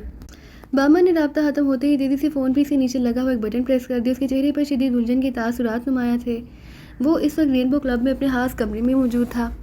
رینبو کلب اس کی ذاتی ملکیت تھی, لیکن بظاہر اس کا اس کلب سے صرف اتنا رابطہ رہتا تھا کہ وہ یہاں 2-3 گھنٹے گزارتا تھا. لیکن اس وقت کے لیے اس نے ایک کمرہ خاص طور پر اپنے لیے ریزرو کیا ہوا تھا, جس میں بیٹھا وہ شراب پیتا رہتا, یا اگر اس کے ساتھ کوئی گرل فرینڈ ہوتی تو وہ بھی اس کمرے میں اس کے ساتھ ہی رہتی تھی. اس وقت بھی وہ اپنے اس کمرے میں موجود تھا, لیکن اس کے باوجود اس کی چھٹی ہی خطرے کا الارم بجا رہی تھی. اس لیے اس نے کال ختم ہوتے ہی فون پیس کے نیچے لگے ہوئے ایک بٹن کو پریس کر دیا, اور بٹن پریس کر کے اس نے بغیر کیڈل دبائے 3 بٹن پریس کر دی. یس کلب ایکسچینج. رابطہ قائم ہوتے ہی ایک نسوانی آواز سنائی دی. بامن بول رہا ہوں, میرے کمرے میں جو کال ریسیو کی گئی ہے اس کے بارے میں کیا معلوم ہوا؟ میں نے تمہیں کاشن دیا تھا, بامن نے سرد لہجے میں کہا. یہ سر معلوم ہو گیا ہے, یہ کال پاکیزہ کے دارالحکومت سے کی گئی ہے. دوسری طرف سے کہا گیا تو اس کے ساتھ ہی نمبر بھی بتا دیا گیا. اوکے, اب یہاں سے پاکیزہ کا رابطہ نمبر اور اس کے دارالحکومت کا رابطہ نمبر بتا دو, بامن نے کہا. تو دوسری طرف سے دونوں نمبرز بتا دیے گئے. اوکے, شکریہ, بامن نے کہا. اس کے ساتھ ہی اس نے کریڈل دبا دیا. پھر ٹون آنے پر اس نے فون ڈائریکٹ کرنے کا بٹن پریس کیا اور تیزی سے نمبر پریس کرنے شروع کر دیے. اس نے پہلے پاکیزہ کا رابطہ نمبر, پھر اس کے دارالحکومت کے نمبر پریس کرنے کے بعد وہ نمبر پریس کر دیے جو اس فون آپریٹر نے اسے بتائے تھے کہ اس نمبر سے اسے کال کی گئی ہے. دوسری طرف سے گھنٹی بجنے کی آواز سنائی دینے لگی اور پھر ریسیور اٹھا لیا گیا. سلیمان بول رہا ہوں. ایک آواز سنائی تھی, لیکن سوائے سلیمان کے دوسرا کوئی لفظ اسے سمجھ نہ آیا, کیونکہ دوسری طرف سے بولنے والا وہاں کی مقامی زبان میں بات کر رہا تھا. میں ویسٹرن کامن سے بول رہا ہوں, کیا یہ نمبر مسٹر جانسن کا ہے؟ بامن نے لہجہ بدلتے ہوئے گریٹ لینڈ کی زبان میں کہا. Sorry, wrong number. دوسری طرف سے اس بار گریٹ لینڈ کی زبان میں ہی جواب دیا گیا. اس کے ساتھ ہی رابطہ نمبر ختم ہو گیا. تو بامن نے کریڈل دبایا. پھر ٹون آنے پر ایک بار پھر اس نے نمبر پریس کرنے شروع کر دیے. راجر بول رہا ہوں. رابطہ قائم ہوتے ہی ایک مردانہ آواز سنائی دی. بامن بول رہا ہوں. راجر, تمہارے پاس عمران کی فائل موجود ہے, اس میں چیک کرو کہ سلیمان کا نام موجود ہے اس میں. بامن نے کہا. یس سر, میں نے اس فائل کو بہت غور سے پڑھا ہے. سلیمان اس کا باورچی اور اس کے فلیٹ میں رہتا ہے. دوسری طرف سے کہا گیا. اور کیا اس کا فون نمبر بھی فائل میں موجود ہے؟ بامن نے چونک کر پوچھا. یس سر, اس کی فلیٹ کا نمبر, پتہ اور فون نمبر موجود ہے. دوسری طرف سے کہا گیا. اس کے ساتھ ہی اس نے تفصیل بتا دی. اوکے, بامن نے کہا اور ایک طویل سانس لیتے ہوئے ریسیور رکھ دیا. اب بہرحال وہ کنفرم ہو چکا تھا کہ یہ کال عمران کی طرف سے تھی. عمران نے نہ صرف میرا نام بلکہ یہاں میری موجودگی بھی ٹریس کر لی. کیا وہ کوئی مافوق الفطرت آدمی ہے؟ بامن نے بڑبڑاتے ہوئے کہا. اسے واقعی اس بات پر انتہائی حیرت ہو رہی تھی کہ آخر کس طرح عمران نے اس کا سراغ لگا لیا, اور پھر اسے جہاں اسے کیوں فون کیا. اس کا ذہن اسی ادھیڑ بن میں مشغول تھا کہ اچانک ایک خیال کے تحت وہ چونک پڑا. وہ میری آواز سننا چاہتا تھا. ویری بیڈ, اس کا مطلب ہے کہ میں نے پاکیزہ سے جو کال یہاں باس کو کی اس آلے کی ساخت کے بارے میں اس کال کو کسی جگہ ٹیپ کیا گیا ہے, بامن نے کہا. اس کے ساتھ ہی وہ ایک اور خیال کے تحت چونک پڑا. اس کا مطلب ہے کہ انہیں یہ معلوم ہو گیا کہ یہ آلہ اور اس کا فارمولہ بلیک تھنڈر نے اڑایا ہے. Very bad. تو یہ بات ہے, نہ صرف انہوں نے کال سن لی بلکہ یہ بھی معلوم کر لیا کہ میں نے کال فن لینڈ میں کی ہے. باس کا نمبر تو انہیں کسی صورت معلوم نہیں ہو سکتا, البتہ ملک اور دارالحکومت کا علم ہو گیا, جہاں سے انہوں نے میرے نام کے بارے میں انکوائری کرائی ہوگی. اس طرح اس نے جہاں مجھے کال کی اور میری آواز سن کر وہ کنفرم ہو گیا ہوگا کہ میں واقعی وہی ہوں. بامن نے کرسی کی پشت سے سر ٹکاتے ہوئے ایک طویل سانس لیتے ہوئے کہا. اس کا مطلب ہے کہ انہیں یہاں گھیرنا ہوگا, بامن نے کہا. اس کے ساتھ اس نے ایک بار پھر ریسیور اٹھایا, نمبر پریس کرنے شروع کر دی. یس, ایک بھاری سی آواز سنائی دی. बॉस मैं बामन बोल रहा हूँ। बामन ने कहा, यस कोई खास बात हो गई है क्या? दूसरी तरफ से कहा गया और बामन ने जवाब में काल आने से लेकर अपनी इंक्वायरी फिर अपने ख्यालात के बारे में पूरी तफसील बता दी। वही हुआ जिसका डर था, उन्होंने तुम्हें भी ट्रेस कर लिया और फानलैंड को भी, और अब वो भूत बनकर तुम्हारे पीछे लग जाएंगे। बॉस ने सर्द लहजे में कहा। बॉस ये तो अच्छा हुआ कि मुझे भी इल्म हो गया, अब हम यहाँ उनका अच्छी तरह इस्तकबाल कर सकते हैं। बामन ने कहा, नहीं पहले सेक्शन हेडक्वार्टर को रिपोर्ट देना होगी, ये इंतहाई अहम बात है। हो सकता है कि ये हवाला मेन हेडक्वार्टर तक पहुँच जाए। तुम कहाँ से बात कर रहे हो? बॉस ने पूछा। रेनबो क्लब से बॉस अपने कमरे से। बामन ने होंठ चबाते हुए कहा, ओके तुम वहीं रुको, मैं तुम्हें कॉल करूँगा। दूसरी तरफ से कहा गया। उसके साथ ही राब्ता ख़त्म हो गया तो बामन ने रिसीवर रख दिया। ये लोग वाकई बेहद तेज़ हैं, हेडक्वार्टर ऐसे ही उनसे परेशान नहीं, बामन ने बड़बड़ाते हुए कहा। उसे असल खदशा ये था कि कहीं सेक्शन हेडक्वार्टर से अंडरग्राउंड होने का हुक्म ना दे दे। अब वो सोच रहा था कि उसने बॉस को तफसील बताकर गलती की है, लेकिन जाहिर है अब कुछ ना हो सकता था, इसलिए वो होंठ पीछे खामोश बैठा रहा। थोड़ी देर बाद फ़ोन की घंटी बज उठी तो उसने हाथ बढ़ाकर रिसीवर उठा लिया। डायरेक्ट फ़ोन का बटन पहले से ही प्रेस था, इसलिए उसे यकीन था कि कॉल बॉस की तरफ से ही होगी। बामन बोल रहा हूँ। बामन ने कहा। बामन मेरी सेक्शन हेडक्वार्टर से बात हुई है, तुम्हारी सलाहियत और तुम्हारी कारकर्दगी ने तुम्हारी जान बचा दी है, वरना सेक्शन हेडक्वार्टर का ख्याल था कि उन लोगों को रोकने का सही तरीका यही था कि तुम्हें ऑफ कर दिया जाए, लेकिन वो तुम्हें ज़ाया नहीं करना चाहते, इसलिए उन्होंने हुक्म दिया कि पूरा सब सेक्शन क्लोज़ कर दिया जाए और तुम और मैं यानी हम दोनों फानलैंड से सब सेक्शन के सेकंड हेडक्वार्टर में शिफ्ट हो जाए और वहाँ से ज़रूरी काम करते रहें। लेकिन हम उस वक्त तक वापस फानलैंड नहीं आएंगे जब तक पाकिस्तान सीक्रेट सर्विस टकरे मारकर वापस नहीं चली जाती, और ये काम आज और अभी होना है। दूसरी तरफ से बॉस ने कहा, ये कैसा हुक्म है बॉस? चलो मेरी हद तक तो ठीक है, लेकिन सेक्शन क्लोज़ करना और आपकी भी वहाँ भेजना, इसका क्या मतलब हुआ? बामन ने इंतहाई हैरत भरे लहजे में कहा। सेक्शन हेडक्वार्टर का ख्याल है कि जिस तरह उन्होंने तुम्हारा सुराग लगा लिया, इस तरह तुम्हारे हट जाने के बावजूद वो मेरा सुराग भी लगा सकते हैं और फिर मेरे ज़रिए वो सेक्शन हेडक्वार्टर तक पहुंच सकते हैं, या राडार लिबार्टी तक, क्योंकि ये फार्मूला और आला मैंने ज़ाती तौर पर उस लिबार्टी तक पहुंचाया था, इसलिए सेक्शन हेडक्वार्टर के अलावा मुझे मालूम है कि वो लिबार्टी कहाँ है। बॉस ने जवाब दिया। ठीक है बॉस, लेकिन क्या ऐसा नहीं हो सकता कि आप सेकंड पॉइंट पर शिफ्ट हो जाएं जबकि मैं यहाँ उनका मुकाबला करूँ? अगर बिलफर्ज महाल वो मुझ पर काबू पा लेंगे तो मुझे तो लिबार्टी के बारे में इल्म नहीं, इसलिए वो मुझसे तो मालूम नहीं कर सकेंगे, और अगर मैंने उन्हें मार गिराया तो मामला वैसे ही ख़त्म हो जाएगा। बामन ने कहा। नहीं, वो तुम्हारे ज़रिए सेकंड पॉइंट में मुझ तक भी पहुंच सकते हैं। बामन ने कहा। बॉस ने कहा, ठीक है बॉस, जैसे आपका हुक्म, लेकिन मेरा ख्याल है कि मैं सेकंड पॉइंट में रहकर अपने सेक्शन और ख़ास तौर पर राजर के ज़रिए उनका यहाँ हाथमा करा सकता हूँ। बामन ने कहा।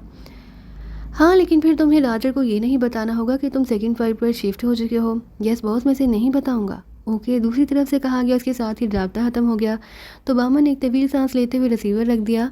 अब मैं देखूंगा कि तुम कैसे बचकर यहाँ से जा सकते हो, बामन ने बड़बड़ाते हुए कहा। उसके साथ उसने कुर्सी की बुर्ज से सर टिका दिया। वो अब इमरान और उसके साथियों से निमटने का कोई काबिल अमल मंसूबा तैयार करना चाहता था। उसे यकीन था कि वो राजर के ज़रिए इस मंसूबे पर कामयाबी से अमल कर सकता है। फानलैंड के दारुल हुकूमत सनाकी के शुमाल मगरबी हिस्से को उर्फ़ आम में ब्लैक जोन कहा जाता, क्योंकि उस इलाके में जुराइम पेशा अफराद के अड्डे थे। यहाँ वाक़ क्लब, होटल, गेम्स हाउसेज सबके सब जुराइम पेशा अफराद से भरे रहते। जहाँ पुलिस भी हाल ही नज़र आती, लेकिन इसके बावजूद जहाँ गैर मुल्की सियाहों की इस कदर कसरत होती कि उन्हें देखकर आदमी हैरान रह जाता। इसमें मर्दों के साथ साथ औरतों की भी कसीर तादाद शामिल थी। यहाँ की गेम हाउसेस, क्लब और होटल्स गैर मुल्की सियाहों से हर वक्त भरे रहते थे। ब्लैक जोन की रातें उसके दिनों से ज़्यादा हंगामा हेज़ होती। यहाँ वैसे तो फानलैंड का बड़े से बड़ा जुराइम पेशा गैंगस्टर पाया जाता, लेकिन इस पूरे ब्लैक जोन में गैर तहरीरी तौर पर एक ऐसा ज़ाब्ता हिलाक नाफज रहता था कि बड़े से बड़ा जुराइम पेशा भी उसे तोड़ने की हिम्मत ना करता। जहाँ किसी से ज़बरदस्ती ना ही कुछ वसूल किया जा सकता, ना किसी को धमकी दी जा सकती, ना ही किसी पर असलहा ताना जा सकता था। जहाँ लोग गेम हाउसेस से लाखों डॉलर जीत कर निकलते, लेकिन किसी में ये जुर्रत ना होती कि वो टेढ़ी आंख से भी उसे देख सके। अलबत्ता अगर कोई किसी को चैलेंज कर दे और जिसे चैलेंज किया जाए वो चैलेंज कबूल कर ले तो फिर कोई उनके दरमियान मुदाखलत ना करता था। फिर वहाँ गिरने वाली लाशें चंद लम्हों में गायब हो जाती। यही वजह थी कि गैर मुल्की सियाह यहाँ पहुँचकर अपने आप को हर तरह से महफूज समझते थे। इस ज़ाब्ता हिलाक के नफाज की असल वजह जहाँ एक बहुत बड़े गैंग की हुकूमत थी जिसे उर्फ़ आम में ब्लैक गन कहा जाता था। ब्लैक जोन में वाक़ क्लबों, होटलों और गेम हाउसेस की ज़्यादातर तादाद ब्लैक गन गैंग की मलकियत थे और जो बाकी थे वो उनके तहत थे। अगर वहाँ ब्लैक गन के हुक्म की मामूली से खिलाफ वर्जी कर दी जाती तो उस पूरे क्लब और होटल को मिसाइलों से उड़ा दिया जाता اور وہاں کام کرنے والے لوگوں کو لاشوں میں تبدیل کر دیا جاتا تھا۔ یہی وجہ تھی کہ وہاں بلیک گن کے احکامات کی خلاف ورزی کا تصور بھی نہ کیا جا سکتا تھا۔ پورے بلیک زون میں بلیک گن کے محافظ ہر جگہ موجود نظر آتے۔ ان لوگوں کی ہاتھ نشانی ان کی پیشانی پر بندھی ہوئی زرد رنگ کی پٹی تھی جس کے درمیان سیاہ رنگ کی گن بنی ہوئی تھی، اور اس کے نیچے اس آدمی کا رابطہ نمبر بھی ہوتا تھا۔ انہیں بھی سختی سے حکم تھا کہ وہ غیر ضروری طور پر کسی معاملے میں مداخلت نہ کریں، اور بلیک گن نامی کلب بلیک زون کا سب سے بڑا کلب تھا۔ اس کلب کے اندر گیم ہاؤسز بھی تھے، اور یہاں دنیا کی غیر اخلاقی حرکت اس انداز میں جائز تھی کہ کسی پر کوئی زبردستی نہ کی جائے۔ دوسرے کی رضامندی سے آپ ہر وقت وہ کام کر سکتے ہیں جو آپ کا دل چاہے، اور جس کی اجازت شاید دنیا کے کسی ملک میں بھی نہ دی جا سکتی تھی۔ بلیک گن نامی کلب کا مینیجر روڈنی تھا، جو بلیک گن کا چیف تھا۔ روڈنی اس بلیک زون کے سیاہ و سفید کا مالک سمجھا جاتا اور کہا جاتا تھا کہ نہ صرف بلیک زون بلکہ پورے فان لینڈ میں ہونے والے ہر بڑے جرم کے پیچھے روڈنی کا ہاتھ ہوتا۔ روڈنی فان لینڈ کا ہی باشندہ تھا، اس کی پوری زندگی جرائم میں ہی گزری، اور اسے یہاں ایک لحاظ سے ضرب المثل کی سی حیثیت حاصل تھی۔ فان لینڈ کے اعلیٰ ترین حکام بھی اس کے نام سے خوف کھاتے، کیونکہ روڈنی نے باقاعدہ ایک ایسا خفیہ شعبہ بنا رکھا تھا جو چھوٹے بڑے تمام حکام کی کمزوریوں کے دستاویزی اور فلمی ثبوت اکٹھے کرتا رہتا تھا۔ اس طرح فان لینڈ کے اعلیٰ ترین حکام سے لے کر عام پولیس کانسٹیبل تک کے خلاف ایسے ثبوت اس کے پاس موجود ہوتے کہ ایک معمولی سی دھمکی سے وہ آدمی چاہے کتنا بڑا حاکم کیوں نہ ہو، روڈنی کے سامنے ہاتھ جوڑنے پر مجبور ہو جاتا۔ عام طور پر روڈنی حکومت کے معاملات میں مداخلت نہیں کرتا، لیکن جہاں اس کے حکم کی معمولی سے خلاف ورزی ہو جائے وہاں وہ قیامت برپا کر دینے کا عادی تھا۔ بلیک گن کلب کی وسیع و عریض 4 منزلہ عمارت میں 24 گھنٹے غیر ملکی سیاحوں اور جرائم پیشہ افراد کا رش رہتا۔ یہاں گیم ہاؤسز میں روزانہ کروڑوں ڈالرز کا جوا ہوتا تھا، اور یہاں ہر وہ کام ہوتا جو شاید کہیں اور نہ ہو سکتا تھا۔ بلیک گن کلب کا مینیجر رچرڈ عملی طور پر بلیک گن کا محتاج تھا۔ وہ صرف روڈنی کو جواب دہ تھا، اس کے احکامات کی تعمیل کرتا تھا۔ اس کے علاوہ وہ ہر لحاظ سے اپنی مرضی کا مالک تھا۔ رچرڈ کے بارے میں کہا جاتا کہ وہ دنیا کا شفاق ترین انسان ہے، اور ہلاکو خان اور چنگیز خان دونوں کی روحیں مل کر اس رچرڈ کے جسم میں موجود ہیں۔ وہ انسانوں پر ایسے ظلم توڑتا تھا کہ سننے والوں کے رونگٹے کھڑے ہو جاتے، اس لیے عام طور پر اسے بلیک رچرڈ کہا جاتا، اور اس سے لوگ اس طرح خوف کھاتے تھے کہ شاید موت کے فرشتے سے بھی خوف نہ کھاتے ہوں۔ اس کی لغت میں معنی کا لفظ لکھا ہی نہ گیا۔ ویسے وہ ذاتی طور بھی لڑائی بھڑائی کا بے حد ماہر اور بے حد نشانہ باز سمجھا جاتا تھا۔ انتہائی تیز ترین شراب اس کے لیے پانی سے بھی کم اہمیت رکھتی تھی، اور وہ مسلسل شراب پینے کا عادی تھا۔ اس قدر شراب کی کہا جاتا کہ بلیک رچرڈ کے جسم میں خون کی بجائے شراب دوڑتی ہے۔ وہ اپنے ایک مخصوص آفس میں بیٹھا شراب پیتا رہتا اور احکامات دیتا رہتا۔ اس کے آفس میں کلوز سرکٹ کی ٹیلی ویژن اسکرینیں ہر طرف نصب تھی، جن میں بلیک گن کا کلب کا تقریباً ہر شعبہ اسکرین پر نظر آتا۔ اس طرح اسے اپنے احکامات کی تکمیل کا فوری علم ہو جاتا۔ اس وقت بھی بلیک رچرڈ اپنے آفس میں بیٹھا شراب پینے میں مصروف تھا کہ ایک طرف رکھے ہوئے سرخ رنگ کے فون کی گھنٹی بج اٹھی، تو رچرڈ نے چونک کر اس فون کی طرف دیکھا اور جھپٹ کر اسے اٹھا لیا، کیونکہ اسے معلوم تھا کہ یہ فون روڈنی کے لیے مخصوص تھا۔ رچرڈ بول رہا ہوں چیف باس۔ رچرڈ کا لہجہ انتہائی مودبانہ تھا۔ ریڈ ایرو کا راجر تمہارے پاس پہنچ رہا ہے، اس سے تم نے مکمل تعاون کرنا ہے، یہ میرا حکم ہے۔ دوسری طرف سے چیختی ہوئی آواز سنائی، جس کے ساتھ ہی رابطہ ختم ہو گیا، تو رچرڈ نے ایک طویل سانس لیتے ہوئے ریسیور رکھ دیا۔ راجر کو اتنی اہمیت مل گئی کہ وہ چیف باس تک پہنچ گیا، حیرت ہے، رچرڈ نے بڑبڑاتے ہوئے کہا۔ وہ ریڈ ایرو کے بارے میں جانتا تھا، اسے یہ بھی معلوم تھا کہ ریڈ ایرو کا چیف آرتھر روڈنی کا بڑا گہرا دوست ہے، اور روڈنی اگر کسی سے بے تکلف تھا تو وہ آرتھر سے ہی تھا۔ یہی وجہ تھی کہ اس آرتھر کی بلیک زون میں اس طرح عزت کی جاتی جیسے روڈنی کی جاتی۔ گو یہ دوسری بات ہے کہ آرتھر کبھی کبھار ہی بلیک زون میں آتا، اور وہ بھی صرف روڈنی سے ملنے۔ راجر ریڈ ایرو کے ایک سیکشن، جسے اسپیشل سیکشن کہا جاتا تھا، کہ چیف ایجنٹ بامن کا اسسٹنٹ تھا۔ ویسے عملی طور پر وہ اسپیشل سیکشن کا انچارج تھا۔ بامن تو فان لینڈ سے باہر مشن پر کام کرتا تھا، جبکہ راجر یہاں فان لینڈ میں ہی کام کرتا، اور ریڈ ایرو سرکاری تنظیم تھی، اور سرکاری سطح پر اسے وہی اہمیت حاصل تھی جو بلیک زون میں بلیک گن کو حاصل تھی۔ گو ریڈ ایرو نے کبھی بلیک زون میں مداخلت نہ کی، نہ ہی بلیک گن نے کبھی ریڈ ایرو کے معاملات میں مداخلت کی، اس لیے روڈنی کی طرف سے راجر کا نام لیے جانے پر رچرڈ حیران ہو رہا تھا، کیونکہ اس سے پہلے جب بھی کوئی ایسی بات ہوتی تو روڈنی آرتھر کا ہی نام لیا کرتا، لیکن اس بار اس نے براہ راست راجر کا نام لیا۔ اس بات سے رچرڈ حیران ہوا کہ راجر کی اب اتنی اہمیت ہو گئی ہے کہ وہ براہ راست روڈنی تک پہنچ گیا ہے۔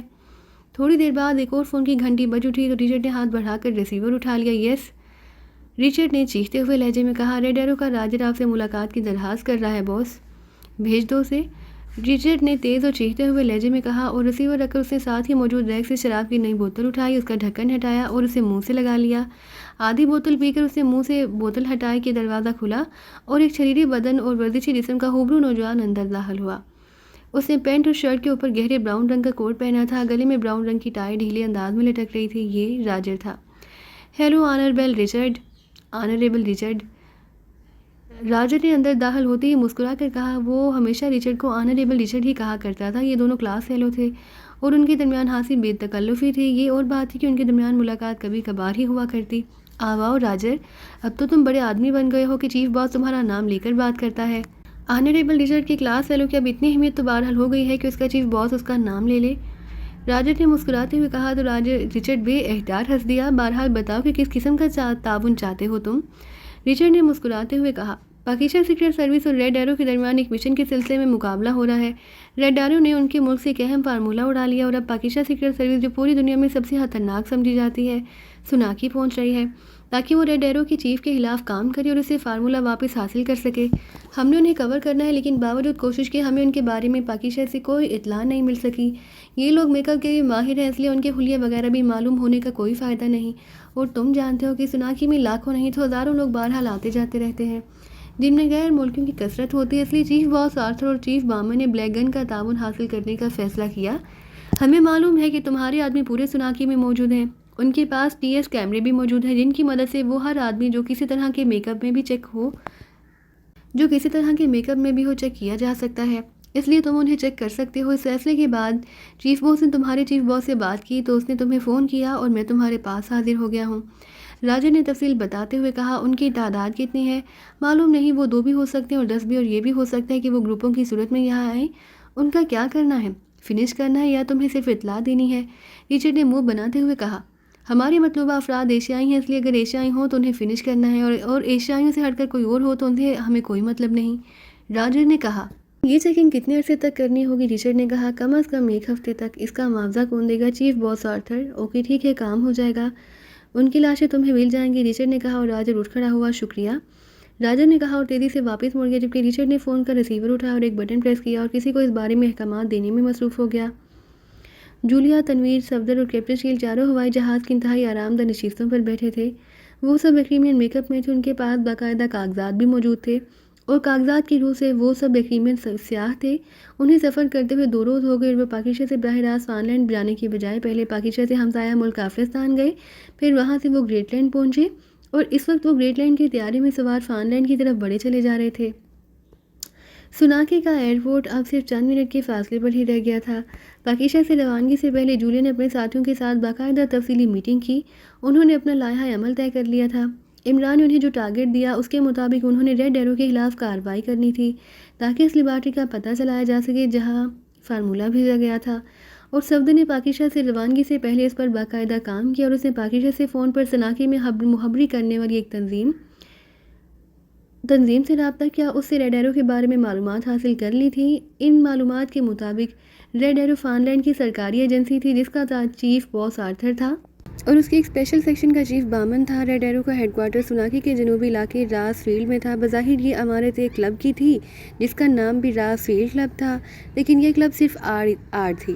اس کے نیچے تہہ خانوں میں ریڈ ایرو کا ہیڈ کوارٹر تھا، اس لیے وہ سب مطمئن تھے کہ سوناکی پہنچ کر وہ اس ہیڈ کوارٹر پر ریڈ کریں گے اور پھر آرتھر سے ضروری معلومات حاصل کر کے آگے نکل جائیں گے۔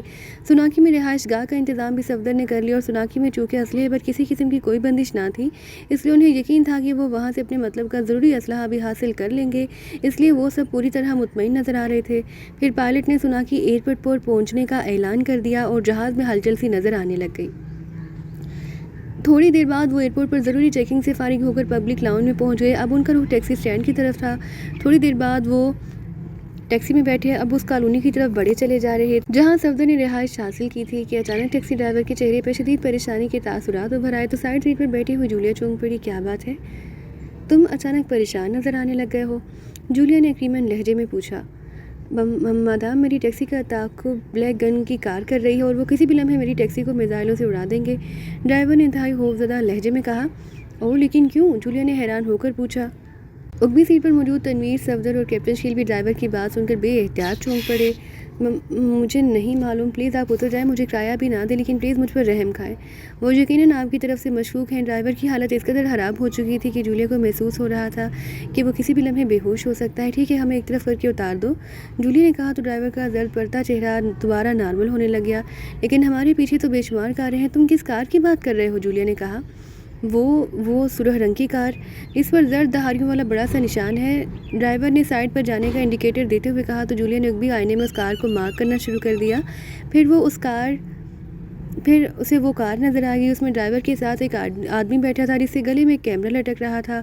دونوں ہی مقامی آدمی لگ رہے تھے، لیکن دونوں ہی اپنی شکل و صورت سے اچھے لوگ دکھائی دے رہے تھے، البتہ وہ محسوس نشان واضح طور پر نظر آ رہا تھا۔ تھوڑی دیر بعد وہ ٹیکسی سائڈ پر رک گئی تو جولیا نیچے اتر آئی، اگبی طرف سے اس کے ساتھی بھی نیچے اتر آئے تو ٹیکسی ڈرائیور نے ایک لمحہ ضائع کیے بغیر ٹیکسی آگے بڑھا دی۔ جولیا کی نظریں اس قریب پر جمی ہوئی تھی جو اب ان کے قریب آ کر رک گئی، اس نے بھی شاید ٹیکسی کو سائڈ پر جانے کا انڈیکیٹر دیتے دیکھ کر سائڈ پر آنے کا اشارہ کر دیا تھا۔ یہ ٹیکسی نے آپ کو کیوں یہاں اتار دیا؟ کیا کوئی گڑبڑ ہے؟ ایک آدمی نے کھڑکی سے سر باہر نکال کر ان سے مخاطب ہو کر کہا، اس کے گلے میں کیمرہ لٹک رہا تھا۔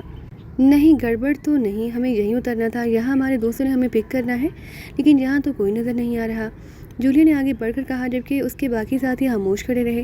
آپ نے کہاں جانا ہے؟ میں کسی دوسری ٹیکسی کو کال کر کے آپ کے پاس بھجوا دیتا ہوں، اس آدمی نے بڑے ہمدردانہ لہجے میں کہا۔ کرائس کالونی جانا ہے، جولیا نے جواب دیا۔ اوکے، آپ یہیں رکیں، ابھی ٹیکسی پہنچ جائے گی، اس آدمی نے کہا۔ اس کے ساتھ ہی ان کی کار آگے بڑھ گئی۔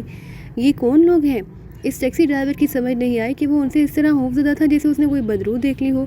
جولیا نے ہونٹ چباتے ہوئے کہا، مس جولیا، اس آدمی کے گلے میں جو کیمرہ لٹک رہا تھا وہ جدید ترین کیمرہ ہے، اس سے میک اپ چیک کیے جاتے ہیں۔ ان لوگوں نے ہمارے میک اپ چیک کیا اور پھر ہمارا تعاقب شروع کر دیا، اور یہ بلیک گن شاید یہاں کا کوئی خوفناک سنڈیکیٹ ہے جس کا پیچھا کرتے دیکھ کر ٹیکسی ڈرائیور کی حالت خراب ہو گئی تھی۔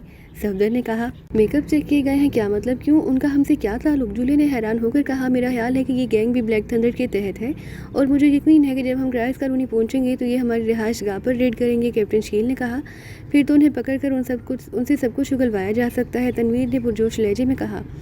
ہاں، اب یہ ضروری ہے، صفدر نے کہا۔ اسی لمحے خالی ٹیکسی ان کے قریب آ کر رک گئی۔ آئیے جناب، میں آپ کو کرائس کالونی پہنچا دوں، ٹیکسی ڈرائیور نے کہا تو جولیا اور اس کے ساتھی سر ہلاتے ہوئے آگے بڑھے اور ٹیکسی میں سوار ہو گئے۔ تھوڑی دیر بعد ٹیکسی ایک کالونی میں داخل ہوئی تو جولیا نے ڈرائیور کو کوٹھی کا نمبر بتایا اور ٹیکسی ایک متوسط درجے کی کوٹھی کے پھاٹک کے سامنے جا کر رک گئی۔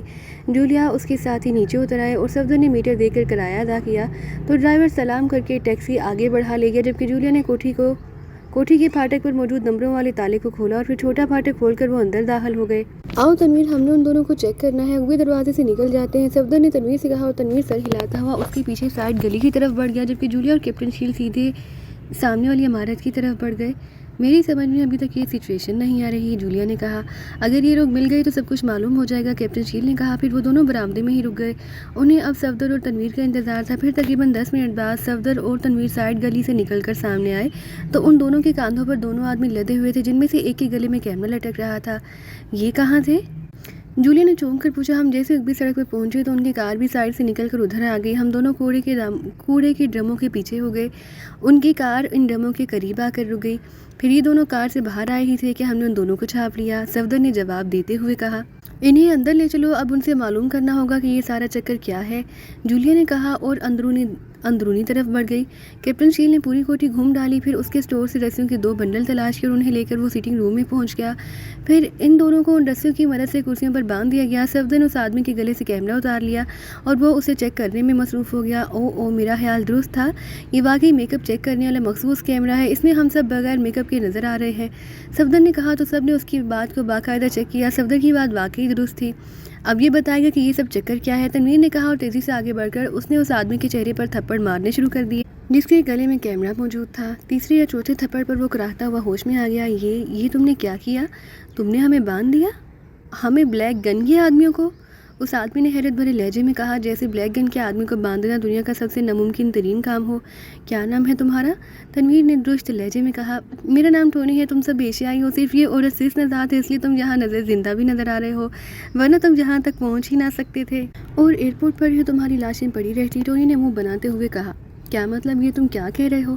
اس بار جولیا نے حیرت بھرے لہجے میں کہا، سنو مجھے تم پسند آ گئی تھی اور میں نے اپنے ساتھی فرینک سے بات کر لی کہ ہم دونوں ہی تمہارے ساتھ رات گزاریں گے، اس لیے تم سب زندہ ہو، ورنہ ہمیں تو حکم تھا کہ جیسے ہی تم لوگ نظر آؤ ہم کلنگ سیکشن کو اطلاع دے دیں اور تم دوسری سانس بھی نہ لے سکتے، لیکن ہمیں یہی کہا گیا تھا کہ ہم نے صرف پاکیزہ آدمیوں کے خلاف کارروائی کرنی ہے، ہم یہاں اس لیے آئے تھے کہ اندر بے ہوش کر دینے والی گیس فائر کریں، تمہیں اٹھا کر اپنے ٹھکانے پر پہنچا دیں گے اور تمہارے ساتھیوں کو ہلاک کر دیں گے، لیکن تم نے اپنی زندگی کی سب سے بڑی حماقت کی کہ ہمیں بے ہوش کر کے یہاں باندھ دیا، اب بھی وقت ہے، تم ہمیں چھوڑ دو، اس ٹونی نے تیز تیز لہجے میں کہا اور جولیا کا چہرہ یکلا غصے کی شدت سے ٹماٹر کی طرح سرخ ہو گیا، تمہاری یہ جرأت کہ تم میرے بارے میں اس انداز میں سوچو؟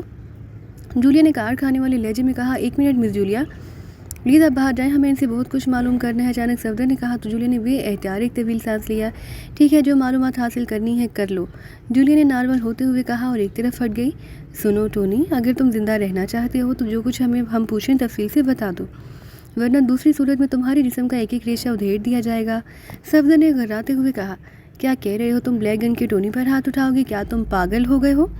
پہلے ہی تم نے اپنی زندگی کی سب سے بڑی حماقت کی کہ ہمیں اس طرح باندھ دیا، اب تم یہ بات کر رہے ہو، چھوڑ دو ہمیں ہمارا وعدہ کہ ہم تمہارے خلاف رپورٹ نہیں کریں گے، کوئی اور کرے تو کرے لیکن ہم نہیں کریں گے، ٹونی نے کہا، ابھی اس کا فکرہ ختم ہی ہوا تھا کہ تنویر کا بازو گھوما اور کمرہ تھپڑ کی زوردار آواز کے ساتھ ہی ٹونی کے منہ سے نکلنے والی چیخ سے گونج اٹھا، اس کی ناک اور منہ سے خون رسنے لگا، بولو جو کچھ پوچھا ہے جواب دو، تنویر نے گھبراتے ہوئے کہا، تم نے مجھے تھپڑ مارا، مجھے بلیک گن کے ٹونی کو، اب تمہارا انجام انتہائی عبرتناک ہوگا، ٹونی نے چیختے ہوئے کہا، لیکن دوسرے لمحے اس کے حلق سے نکلنے والی چیخ سے کمرہ گونج اٹھا، تنویر نے بجلی کی سی تیزی سے اس کی بائیں آنکھ میں اپنی انگلی کی سی نیزے کے سے انداز میں مار دی، کمرہ ٹونی کے حلق سے نکلنے والی پے در پہ چیخوں سے گونجنے لگا، وہ اب اس طرح دائیں بائیں سر مار رہا تھا جیسے پینڈولم حرکت کرتا ہے، بولو ورنہ دوسری آنکھ بھی نکال دوں گا، تنویر نے گھبراتے ہوئے کہا، بتاتا ہوں تم شاید بلیک گن کے بارے میں کچھ نہیں جانتے، ورنہ تم کبھی اتنی جرأت نہ کرتے کہ ہماری طرف ٹیڑھی آنکھ سے بھی دیکھ سکو، مجھے مت مارو، تم جو کچھ پوچھو گے میں بتا دوں گا، اس بار ٹونی نے کراہتے ہوئے کہا، اسے شاید اب سمجھ میں آیا تھا کہ یہ لوگ اجنبی ہیں اور انہیں بلیک گن کے بارے میں کچھ معلوم نہیں، یہ بلیک گن کیا ہے اس بارے میں تفصیل بتاؤ، اس بار صفدر نے کہا تو ٹونی نے بلیک زون اور بلیک گن کلب اور باس ریچرڈ کے بارے میں پوری تفصیل بتا دی، کیا اس ریچرڈ کا تعلق بلیک تھنڈر سے ہے؟ صفدر نے کہا، بلیک تھنڈر وہ کون ہے؟ ہم نے تو یہ نام کبھی نہیں سنا، ٹونی نے رک رک کر جواب دیا، ریڈ ایرو کے بارے میں جانتے ہو؟ صفدر نے پوچھا، ہاں ریڈ ایرو یہاں کی سرکاری تنظیم ہے اور ریڈ ایرو کے چیف آرتھر کے بلیک گن کے چیف باس روڈنی سے بڑے گہرے دوستانہ تعلقات ہیں، ٹونی نے جواب دیا تو صفدر نے بے اختیار ایک طویل سانس لیا، اب بات سمجھ میں آ گئی تھی کہ اس بلیک گن کو کیوں ان کے خلاف استعمال کیا گیا ہے، روڈنی کہاں رہتا ہے؟ صفدر نے پوچھا، وہ کسی سے نہیں ملتا، اس کا نائب باس ریچرڈ سب کام کرتا ہے، وہ بلیک گن کلب میں مستقل طور پر رہتا ہے، لیکن اس کی اجازت کے بغیر بلیک گن کلب میں تو ایک طرف بلیک زون میں بھی مکھی بھی نہیں اٹھ سکتی، ٹونی نے جواب دیا، تمہیں کس نے ہماری چیکنگ کا حکم دیا تھا؟ ہمارے سیکشن انچارج رابرٹ نے، ٹونی نے جواب دیا، سیکشن انچارج؟ کیا مطلب کیا تمہارا علیحدہ سیکشن ہے؟ صفدر نے کہا، ہاں چیکنگ کرنے والا علیحدہ سیکشن ہے، ہماری طرح پورے شہر میں ہمارے سیکشن کے افراد موجود ہوں گے جو تمہیں چیک کر رہے ہوں گے، یہ اور بات ہے کہ ایئرپورٹ اور اسے ملحقہ علاقے میں ہماری ڈیوٹی تھی، ٹونی نے کہا، تم ہماری متعلق کسے رپورٹ دیتے ہو کس طرح؟ صفدر نے پوچھا، ہمارے پاس اسپیشل ٹرانسمیٹر ہے، ہم کلنگ سیکشن کے انچارج رابرٹ کو اطلاع دیتے ہیں اور رابرٹ اپنے آدمی کو تم فوراً مارے جاتے کیونکہ وہ بھی ہر جگہ موجود ہوتے ہیں، ٹونی نے جواب دیا، وہ اسپیشل ٹرانسمیٹر کہاں ہے؟ صفدر نے کہا، ہماری کار کے ڈیش بورڈ میں نصب ہے، ٹونی نے جواب دیا، اب ہمیں ماس میک اپ کرنے ہوں گے کیونکہ مجھے اس کیمرے کے بارے میں عمران صاحب نے بتایا تھا کہ یہ کیمرے ویسے تو ہر قسم کی میک اپ چیک کر لیتے ہیں لیکن ماس میک اپ کو چیک نہیں کر سکتے، صفدر نے پاکستانی زبان میں اپنے ساتھیوں سے مخاطب ہوتے ہوئے کہا، ان دونوں کا کیا کریں؟ ان کی کار اس کی کوٹھی کے اوپر میں موجود ہے، جولیا نے کہا، ان کا خاتمہ تو بہرحال ضروری ہے، اس کے بعد ہم اس کوٹھی سے کار لیں گے اور پھر کوٹھی چھوڑ دیں گے، پھر سیدھے بلیک زون پہنچیں گے کیونکہ اب اس آرتھر کے بارے میں ریچرڈ یا روڈنی سے ہی معلومات مل سکتی ہیں، صفدر نے کہا، اوکے ٹھیک ہے، ماس میک اپ باکس ہمارے پاس موجود ہے، اسلحہ بھی یہاں موجود ہوگا، ہمیں ابھی چلنا ہوگا، جولیا نے کہا تو تنویر کا چہرہ چمک اٹھا، اوکے ٹھیک ہے، ماس میک اپ باکس ہمارے پاس موجود ہے، ویری گڈ، یہ ہوئی نا بات، تنویر نے کہا، پھر جولیا کے حکم پر ان دونوں کی گردنیں توڑ دی گئیں، اس کے بعد انہوں نے تہہ خانے سے مشین پسٹلز اور ان کے میگزینز حاصل کیے، سب نے اپنے چہروں پر ماسک چڑھائے، پھر تھوڑی دیر بعد وہ کوٹھی میں موجود کار میں سوار ہو کر بلیک زون کی طرف روانہ ہو گئے، انہوں نے اس علاقے کا تفصیلی نقشہ اس عمارت سے لے لیا تھا، اس لیے کرائس کالونی کی مارک کر کے انہوں نے بلیک زون کی نہ صرف نقشے میں چیکنگ کر لی بلکہ راستہ بھی مارک کر لیا تھا، عمران، صالح اور ہاور کے ہمراہ پاکیزہ سے سیدھا سویڈن کے دارالحکومت اسٹاکہولم پہنچا اور اس وقت اسٹاکہولم کے ایک 5 اسٹار ہوٹل کے کمرے میں ہاور اور صالح دونوں موجود تھے، جبکہ عمران انہیں جہاں پہنچا کر باہر نکل گیا۔ ابھی تک اس کی واپسی نہ ہوئی تھی۔ انہیں یہاں پہنچے ہوئے تقریباً 1 گھنٹہ گزر گیا۔ یہ کمرہ عمران کے نام سے ہی بک تھا، گو ان دونوں کے نام سے علیحدہ علیحدہ کمرے بک تھے، لیکن وہ اپنے کمروں کی بجائے عمران کے کمرے میں ہی موجود تھے، اور اس 1 گھنٹے کے دوران وہ روم سروس والوں سے بھی کافی منگوا کر پی چکے تھے، لیکن عمران ابھی تک واپس نہ آیا۔ بس عمران صاحب کی یہی بات غلط ہے کہ وہ کسی کو کچھ نہیں بتاتے اور سب کچھ خود ہی کرتے رہتے ہیں، صالح نے کہا۔ اس وقت تک کیا بتائیں مس صالح جب تک کام نہ ہو جائے، ہاور نے مسکراتے ہوئے کہا تو صالح بے احتیاط چونک پڑی۔ کام؟ کون سا کام؟ صالح نے چونک کر پوچھا۔ مابین کے بارے میں معلومات حاصل کرنے کا کام، ہاور نے کہا۔ تمہارا مطلب ہے کہ وہ مابین کے بارے میں معلومات حاصل کرنے کی کوشش کر رہے ہیں، لیکن یہاں سویڈن میں بیٹھ کر وہ کیسے معلومات حاصل کریں گے؟ صالح نے حیرت بھرے لہجے میں کہا، اگر وہ پاکستان میں بیٹھ کر معلومات حاصل کر لیتے ہیں تو سویڈن تو فان لینڈ کا ہمسایہ ملک ہے، ہاور نے مسکراتے ہوئے جواب دیا تو صالح نے اس انداز میں سر ہلا دیا جیسے بات اس کی سمجھ میں آ گئی ہو، اور پھر نصف گھنٹے بعد اچانک فون کی گھنٹی بج اٹھی تو وہ دونوں چونک پڑے۔ ہاور نے ہاتھ بڑھا کر ریسیور اٹھا لیا۔ وہ دونوں اس وقت ایکریمن میک اپ میں تھے، جبکہ عمران بھی اس کے ساتھ تھا تو وہ بھی ایکریمن میک اپ میں تھا۔ یس، ہاور نے ایکریمن لہجے میں کہا۔ مائیکل بول رہا ہوں مسٹر رابرٹ، آپ مارگریٹ کے ساتھ بندرگاہ پر موجود ناٹی بوائے کلب پہنچ جائیں، میں وہاں آپ کا انتظار کر رہا ہوں گا۔ دوسری طرف سے ایکریمن لہجے میں کہا گیا تو ہاور فوراً ہی سمجھ گئے کہ یہ عمران ہے، کیونکہ مائیکل کا نام اس نے موجودہ کاغذات کے لحاظ سے رکھا تھا۔ کیا سامان سمیت یا زندہ سامان نہ بھولنا، باقی تمہاری مرضی۔ دوسری طرف سے عمران نے کہا۔ اس کے ساتھ ہی رابطہ ختم ہو گیا تو ہاور نے مسکراتے ہوئے ریسیور رکھ دیا۔ کیا ہوا، کس کی کال تھی؟ صالح جو ایک سائڈ پر بیٹھی تھی چونک کر پوچھا، کیونکہ ہاور کو لاؤڈر کا بٹن پریس کرنے کا موقع ہی نہ ملا تھا۔ عمران صاحب کی کال تھی، ان کا حکم ہے کہ ہم دونوں بندرگاہ پر ناٹی بوائے نامی کلب میں پہنچ جائیں، وہ وہاں ہمارا انتظار کر رہے ہیں۔ ہاور نے اٹھتے ہوئے کہا، لیکن تم نے سامان کے بارے میں پوچھا تھا، کیا تمہارا خیال تھا کہ ہم واپس اس ہوٹل میں نہیں آئیں گے؟ صالح نے بھی اٹھتے ہوئے کہا، ہاں اس لیے پوچھا تھا، لیکن عمران صاحب نے جواب دیا کہ زندہ سامان ساتھ لانا نہ بھولوں، باقی میری مرضی۔ ہاور نے ہنستے ہوئے کہا تو صالح بے احتیاط مسکرا دی۔ ہاں اس لیے پوچھا تھا، لیکن عمران صاحب نے جواب دیا، ٹھیک ہے، اچھا تو میں اب آپ لوگوں کے لیے سامان کی حیثیت اختیار کر چکی ہوں، جسے مجبوراً ساتھ رکھنا پڑتا ہے تاکہ چوری نہ ہو جائے۔ صالح نے ہنستے ہوئے کہا، وہ ذہین تھی اس لیے زندہ سامان کے الفاظ سے ہی ساری بات سمجھ گئی۔ یہ عمران صاحب کا نقطہ نظر تو ہو سکتا ہے، میرا نہیں۔ ہاور نے مسکراتے ہوئے کہا، اچھا تو تمہارا کیا نقطہ نظر ہے؟ صالح نے مسکراتے ہوئے کہا، ابھی نظر منتشر ہے، جب یہ نقطہ بنے گی تو پھر ہی جواب دے سکتا ہوں۔ ہاور نے جواب دیا تو صالح بے احتیاط ہنس پڑی۔ معلوم نہیں چیف نے سیکرٹ سروس کے ممبران کی تربیت کس انداز میں کی ہے کہ کوئی بھی عام انسانی رویوں کا حامل نظر نہیں آتا، سارے ہی غیر انسانی اور غیر فطری رویوں کے حامل لوگ ہیں۔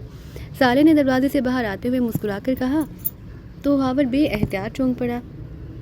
اس کے چہرے پر حیرت کے تاثرات ابھر آئے تھے۔ کیا مطلب، یہ آپ کیا کہہ رہی ہیں؟ لفٹ کی طرف بڑھتے ہوئے ہاور نے حیرت بھرے لہجے میں کہا، میں درست کہہ رہی ہوں، تم سب عمران سمیت غیر انسانی رویوں کے حامل ہو، تمہارے اندر وہ انسانی جذبے موجود ہی نہیں جو انسانوں کا حادثہ سمجھے جاتے ہیں۔ صالح نے بڑے سنجیدہ لہجے میں کہا، اچھا یہ تم نے واقعی نئی بات کر دی ہے، کیا تم تفصیل بتا سکتی ہو؟ ہاور نے کہا، ہاں کیوں نہیں، دیکھو تم سب عمران سمیت غیر شادی شدہ ہو، برسر روزگار ہو، کسی چھوٹی موٹی بیماری کے شکار بھی نہیں، ذہنی طور پر بھی نارمل ہو، لیکن اس کے باوجود میں نے تم میں سے کسی کی آنکھوں میں کسی نوجوان اور خوبصورت لڑکی کو دیکھ کر چمک ابھرتے کبھی نہیں دیکھی، چہرے پر کسی لڑکی کے لیے پسندیدگی کے تاثرات ابھرتے نہیں دیکھے، کبھی تم میں سے کسی کو کسی سے رومانی انداز میں گفتگو کرتے ہوئے نہیں دیکھا۔ تم سب جب اکٹھے ہوتے تو تمہاری گفتگو کے دوران کبھی کس لڑکی پر کوئی تبصرہ نہیں سنا، میں نے کبھی کسی کے پرس میں کسی لڑکی کی تصویر نہیں دیکھی، میں نے تمہیں اخباروں میں لڑکیوں کی تصاویر کو غور سے دیکھتے ہوئے نہیں دیکھا، کبھی تمہارے درمیان ایسا مذاق ہوتے نہیں دیکھا، نہ سنا جیسا کہ نوجوان مرد لڑکیوں کے بارے میں اشارتاً کرتے ہیں۔ کیا یہ انسانی رویے ہیں؟ کیا انسان پتھر ہوتے ہیں، ان میں جذبات نہیں ہوتے؟ ٹھیک ہے کہ تم سب باکردار ہو، لیکن باکردار ہونے کا یہ مطلب تو نہیں کہ تمہارے اندر انسانی جذبات سرے سے ہی نہ ہو۔ صالح نے تفصیل بتاتے ہوئے کہا تو ہاور بے احتیاط ہنس پڑا۔ اس پیرائے میں تم درست کہہ رہی ہو کہ ہم میں سے کوئی بھی انسان نہیں، تم اور جولیا سمیت۔ ہاور نے ہوٹل کے مین گیٹ سے باہر آتے ہوئے کہا، ہم دونوں کے نام مت لو، ہم بہرحال انسان ہیں، جولیا اپنے جذبات کا اظہار کسی نہ کسی انداز میں کرتی رہتی ہے، اور میری یہ بات کرنا ہی میرے انسان ہونے کی دلیل ہے۔ صالح نے جواب دیا تو ہاور بے احتیاط ہنس پڑا۔ پھر تو عمران صاحب، تنویر اور صفدر تینوں کو ہم پتھروں کی صف سے نکال کر انسانوں کی صف میں لانا پڑے گا۔ ہاور نے ہاتھ اٹھا کر ایک خالی ٹیکسی کو اشارہ کرتے ہوئے کہا۔ دوسرے لمحے ٹیکسی ان کے قریب آ کر رک گئی۔ اب پاکیزہ کا نام نہ لینا، ہاور نے سرگوشی کے انداز میں صالح سے کہا، اور صالح نے اس بات میں سر ہلا دیا۔ پھر ہاور اور صالح دونوں اگبی سیٹ پر بیٹھ گئے اور ہاور نے ٹیکسی ڈرائیور کو ناٹی بوائے کلب لے جانے کا کہہ دیا۔ नाटी बॉय क्लब? ड्राइवर ने इस तरह चौंक कर पूछा जैसे हावर ने क्लब की बजाय भूतों की किसी मस्कन का नाम ले दिया हो। हाँ क्यों, क्या हुआ? हावर ने हैरान होकर पूछा। जनाब, आप गैर मुल्की से आए। नाटी बॉय क्लब तो इंतहाई थर्ड क्लास गुंडों और बदमाशों की अमा जगह है, और आपके साथ एक खूबसूरत और नौजवान खातून भी है। ड्राइवर ने कहा। बेफिक्र रहो, हम अपनी हिफाजत करना जानते हैं, हावर ने मुस्कुराते हुए कहा। यस सर, ड्राइवर ने ऐसे लहजे में कहा जैसे उसका मकसद हो कि उसने तो बताकर अपना फ़र्ज़ पूरा कर दिया। अब वो खुद जाने तकरीबन आधे घंटे बाद टैक्सी एक 3 मंजिला इमारत के कंपाउंड गेट की साइड में जाकर रुक गई। इमारत पर नाटी बॉय क्लब का पुराना सा लेकिन झांसी साइज़ का बोर्ड मौजूद था। अगर मैं अंदर गया जनाब तो कोई ना कोई गुंडा ज़बरदस्ती टैक्सी में बैठ जाएगा और मुझे उसे मुफ्त में ले जाना पड़ेगा, इसलिए बराए मेहरबानी आप यहीं उतर जाइए। ड्राइवर ने कहा था। हावर बे एहतियात हंस पड़ा। उसने मीटर देकर किराया अदा किया, फिर सालिया समेत नीचे उतरा और कंपाउंड गेट की तरफ बढ़ने लगा। आने जाने वालों के अंदाज और चेहरे ही बता रहे थे कि टैक्सी ड्राइवर की बात दुरुस्त थी, लेकिन हावर और सालिया दोनों इसलिए मुतमईन थे कि इमरान ने उन्हें जहाँ कॉल किया था। कंपाउंड गेट से मुड़कर वो जैसे ही मेन गेट के करीब पहुंचे, एक तरफ खड़ा नौजवान तेज़ी से उनकी तरफ बढ़ा। आपका नाम रॉबर्ट और मार्गरेट है? उस नौजवान ने कहा। हाँ, हावर ने जवाब दिया। इधर आ जाइए, मिस्टर माइकल आपके मुंतज़िर हैं, नौजवान ने दाएं तरफ इशारा करते हुए कहा। खुद भी तेज़ी से उस तरफ को मुड़ गया। साइड पर एक दरवाजे के बाहर 2 मुसल्ले दरबान मौजूद थे। नौजवान ने दरवाज़ा खोला और हावर और सालिया को अपने पीछे आने का इशारा करते हुए वो अंदर दाखिल हो गया। हावर और सालिया उसके पीछे अंदर दाखिल हुए। ये एक राहदारी थी जिसका एहतिमाम एक दरवाजे पर हो रहा था। अंदर चले जाइए, मिस्टर माइकल और चीफ मास्टर अंदर है, नौजवान ने दरवाजे की साइड पर होते हुए कहा, और हावर ने सर हिलाते हुए दरवाज़ा खोला और अंदर दाखिल हो गया। सालिया भी उसके पीछे थी। ये एक खासा बड़ा कमरा था जिसे ऑफिस के अंदाज में सजाया गया था। वहाँ मेज़ के पीछे एक गेंडे जैसे तनोतोश के आदमी बैठा था जिसका चेहरा बुलडॉग की तरह सूजा था। छोटी छोटी आंखों में तेज़ चमक थी। सर के बाल छोटे और ड्रैकुला के बालों की तरह नेदों की तरह सीधे खड़े थे। वो अपने चेहरे और अंदाज से कोई घटिया बदमाश और गुंडा दिखाई दे रहा था। साइड कुर्सी पर इमरान माइकल के रूप में मौजूद था। आओ आओ, इससे मिलो, ये नाटी बॉय क्लब का चीफ मास्टर है। चीफ मास्टर से ये मतलब नहीं कि ये मास्टरों का चीफ है, बल्कि इसका नाम मास्टर है। वैसे ये इस क्लब का चीफ है, इमरान ने उठकर खड़े होते हुए कहा। इमरान के उठने पर वो गेंडेनुमा आदमी भी उठकर खड़ा हो गया। मेरा नाम मास्टर है, आप माइकल के साथी हैं, मैं आपको खुशामदीद कहता हूँ, मास्टर ने दांत निकालते हुए कहा और हावर की तरफ मुसाफिर के लिए हाथ बढ़ाया। इसके अंदाज में खासी गर्म जोशी थी कि सालिया भी एग्रीमेंट बनी हुई थी, इसलिए मजबूरन उसे भी मास्टर से मुसाफिहा करना पड़ा। फिर वो दोनों इमरान के साथ ही कुर्सियों पर बैठ गए। आप क्या पियेंगे? मास्टर ने उन दोनों की तरफ देखते हुए कहा। ये मेरे साथी हैं मास्टर, इसलिए ये भी पीने पिलाने के सिलसिले में आला ज़ौक़ के हामिल हैं। एप्पल जूस इन्हें भी बेहद पसंद है, इमरान ने मुस्कुराते हुए कहा, और मास्टर ने इस बात में सर हिलाते हुए रिसीवर उठाकर किसी को 2 ग्लास एप्पल जूस लाने का कहा, फिर रिसीवर रख दिया। थोड़ी देर बाद दरवाज़ा खुला और एक नौजवान अंदर दाखिल हुआ। उसने दोनों हाथों में जूस के 2 ग्लास उठाए हुए थे जो मास्टर के इशारे पर उसने हावर और सालिया के सामने मेज़ पर रख दिए, और उन दोनों ने ग्लास उठाकर जूस सिप करना शुरू कर दिया। उसी लम्हे सुर्ख रंग के फ़ोन की घंटी बज उठी तो मास्टर ने हाथ बढ़ाकर पहले फ़ोन पर मौजूद लाउडर का बटन प्रेस किया और फिर रिसीवर उठा लिया। यस मास्टर बोल रहा हूँ, इस गेंडेनुमा आदमी ने सर्द लहजे में कहा। ड्रैगन बोल रहा हूँ, मास्टर सनाकी से एक भारी सी आवाज़ सुनाई दी। हाँ, क्या रिपोर्ट है ड्रैगन? मैं तो तुम्हारी कॉल के इंतज़ार में था, मास्टर ने कहा। माबिन सनाकी में मौजूद नहीं, उसका असिस्टेंट राजर उसकी जगह काम करता है, और इंतहा हैरत अंगेज़ रिपोर्ट मिली कि राजर ने ब्लैकगन के चीफ रोडिंग के ज़रिए रिचर्ड को पैगाम पहुंचाया है कि उसकी मदद की जाए। फिर उसने रिचर्ड को कहा कि वो पूरे सनाकी में अपने उस सेक्शन को हरकत में ले आए जो मेकअप चेकिंग कैमरों के ज़रिए मेकअप चेक करते हैं। साथ ही किलिंग सेक्शन को हुक्म दे दिया कि जैसे ही मेकअप चेकिंग सेक्शन से उन्हें किसी एशिया की निशानदेही की जाए तो वो फौरी तौर पर उन लोगों को हलाक कर दें। इस हुक्म के तहत उस वक्त पूरे सनाकी में हर तरफ मेकअप चेकिंग कैमरों वाले काम कर रहे हैं और किलिंग सेक्शन पूरे सनाकी में मौजूद है। उन्हें कहा गया कि जो लोग एशियाई हों और मेकअप में उन्हें बगैर किसी तोक़ुफ़ की गोली मार दी जाए। दूसरी तरफ से ड्रैगन ने कहा तो इमरान, हावर और सालिया तीनों ड्रैगन की बात सुनकर बेएहतियात चौंक पड़े। उस राजर के बारे में मालूम करो कि वो कहाँ मिल सकता है, इमरान ने ऐसे से कहा। तो ये बात मास्टर ने ड्रैगन से पूछ ली। राजर रेड एरो के स्पेशल सेक्शन का इंचार्ज है, उसका अपना ऑफिस है जो टॉप क्लब के नीचे है, और टॉप क्लब राजर का ज़ाती क्लब है, ड्रैगन ने जवाब देते हुए कहा। तो इमरान ने उठकर मास्टर के हाथ से रिसीवर ले लिया। माबिन के बारे में तो राजर को मालूम होगा कि वो कहाँ है, इमरान इस बार मास्टर की आवाज़ और लहजे में बात करते हुए कहा। तो मास्टर के चेहरे पर इंतहाई हैरत के तासुरात उभर आए, लेकिन वो खामोश बैठा रहा। लाजमन मालूम होगा, लेकिन हम राजर से बहरहाल मालूम नहीं कर सकते। दूसरी तरफ से कहा गया, तुम कैसे कंफर्म हुए हो कि माबिन सनाकी में मौजूद नहीं, इमरान ने कहा। राजर की पर्सनल सेक्रेटरी से भारी रकम के एवज मालूमात हासिल की गई हैं, दूसरी तरफ से कहा गया। ओके शुक्रिया, इमरान ने कहा और रिसीवर रख दिया। तुम जादूगर तो नहीं? इस कदर नकल तो जादूगर भी नहीं कर सकते, मास्टर ने हैरत भरे लहजे में कहा। मैं जादूगरों के स्कूल का हेडमास्टर हूँ, इसलिए इस बात को छोड़ो, ये बताओ कि क्या कुछ केमिकल्स अगर मैं लिख कर दूँ तो मिल जाएंगे, इमरान ने मुस्कुराते हुए कहा। کیمیکلز؟ کس قسم کے میں کیمیکلز؟ ماسٹر نے حیران ہو کر کہا، ویسے تو یہ عام سے کیمیکلز ہیں، سائنسی سامان فروخت کرنے والوں کی دکان سے مل جاتے ہیں۔ عمران نے کہا، ہاں کیوں نہیں، تم لسٹ بنا کر دو، میں منگوا لیتا ہوں۔ ماسٹر نے کہا تو عمران نے میز پر پڑا ہوا ایک پیڈ اٹھا کر اپنے سامنے رکھا، بال پوائنٹ اٹھا کر اس نے اس پر لسٹ بنانا شروع کر دی، پھر لسٹ اس سے ماسٹر کی اور بڑھا دی۔ اب تمہیں ہمیں کوئی علیحدہ کمرہ دینا ہوگا تاکہ ہم 1 گھنٹہ ریسٹ کر لیں، 2 گھنٹے بعد ہماری فلائٹ نے جانا ہے۔ عمران نے کہا، لیکن یہ کیمیکلز؟ ماسٹر نے کہا، یہ بھی وہیں پہنچا دینا۔ عمران نے کہا تو ماسٹر نے اس بات میں سر ہلا دیا، پھر اس نے انٹر کام کا ریسیور اٹھایا اور ایک کے بعد دیگر 3 نمبر پریس کر دیے۔ میرے آفس میں آ جاؤ، ماسٹر نے کہا۔ ریسیور رکھ دیا۔ چند لمحوں بعد اندرونی دروازہ کھلا اور ایک نوجوان اندر داخل ہوا۔ یہ لسٹ لو، سائنسی سامان فروخت کرنے والی دکان سے یہ کیمیکلز ملتے ہیں، انہیں منگواؤ اور مہمانوں کو گیسٹ روم میں لے جاؤ، یہ وہاں رہیں گے اور کیمیکلز بھی انہیں وہیں پہنچا دینا۔ ماسٹر نے کہا، یس سر، آئیے سر۔ نوجوان نے لسٹ لے کر واپس مڑتے ہوئے کہا، اوکے ماسٹر، پھر ملاقات ہوگی۔ عمران نے اٹھتے ہوئے کہا اور ماسٹر بھی اٹھ کھڑا ہوا۔ پھر اس نے باری باری عمران، ہاور اور صالحہ سے بڑے گرم جوشانہ انداز میں مصافحہ کیا اور عمران اور اس کے ساتھی اس نوجوان کی رہنمائی میں ایک راہداری سے گزر کر ایک اور حصے میں پہنچ گئے۔ یہ 2 کمروں کا سیٹ تھا جن کے ساتھ اٹیچ باتھ روم تھے۔ یہ کیمیکلز فوری منگوانا، ان کی ہمیں فوری ضرورت ہے۔ عمران نے اس نوجوان سے مخاطب ہو کر کہا، یہ سر، زیادہ سے زیادہ 15 منٹ میں یہ آپ تک پہنچ جائیں گے۔ نوجوان نے کہا اور واپس مڑ گیا۔ یہ ماسٹر تو عام سا گنڈا اور بدماش نظر آ رہا ہے، ویسے جس ٹیکسی میں ہم آئے تھے اس کے ڈرائیور نے ہمیں یہی بتایا تھا کہ یہ کلب عام گنڈوں اور بدماشوں کا گڑ ہے، لیکن اس ماسٹر کا رویہ تو آپ کے ساتھ انتہائی مودبانہ تھا۔ ہاور نے اس نوجوان کے جاتے ہی کہا، ماسٹر کو جب ایکریما کے ریڈ سنڈیکیٹ کے چیف کی ٹپ ملی اور ساتھ ہی بھاری رقم نقد بھی تو اس نے بھیڑ ہونا ہی تھا۔ عمران نے مسکراتے ہوئے جواب دیا، لیکن آپ نے پورے دارالحکومت میں اس ماسٹر کا انتخاب کیسے کر لیا؟ صالحہ نے کہا، وہ اب کرسیوں پر بیٹھ چکے تھے۔ سوناکی میں مخبری کرنے والی پیشہ ور تنظیمیں ہیں، لیکن سرکاری ایجنسی ریڈ ایرو کی مخبری صرف وہ پارٹی ہی کر سکتی تھی جس کا چیف ڈریگن ہے۔ ڈریگن میں یہ کام صرف خاص حالتوں میں ہی کر سکتا تھا اور یہ ماسٹر ہے جو ڈریگن کو مجبور کر سکتا تھا، اس لیے ماسٹر کی خدمات حاصل کرنا پڑی اور گو بامن تو نہیں ملا، لیکن تم نے دیکھا کہ کس قدر قیمتی معلومات مل گئی ہے۔ اگر ہم انعام سے میک اپ میں سوناکی پہنچتے تو کلنگ سیکشن کے ہاتھ لگ جاتے۔ اب ہمیں یہ میک اپ تبدیل کرنا ہوگا، لیکن ان میں مخصوص کیمیکلز شامل کرنے ہوں گے، پھر یہ کیمرہ ہمارا میک اپ چیک نہ کر سکے گا۔ عمران نے کہا، لیکن عمران صاحب، مس جولی اور اس کے ساتھی تو براہ راست سوناکی گئے ہیں، وہ تو چیک ہو جائیں گے۔ ہاں، میرے ذہن میں بھی یہ خدشہ ابھرا تھا، لیکن تم نے ڈریگن کی بات سنی کہ وہ ابھی تک چیک نہیں ہو سکے، اور بہرحال وہ لوگ اپنا کام خود کرنے کے اہل ہیں، اس لیے وہ خود ہی اس مسئلے سے بھی نمٹ لیں گے۔ عمران نے کہا، لیکن عمران صاحب، ان لوگوں کو کیسے معلوم ہوگا کہ ہم وہاں پہنچ رہے ہیں؟ صالحہ نے پوچھا۔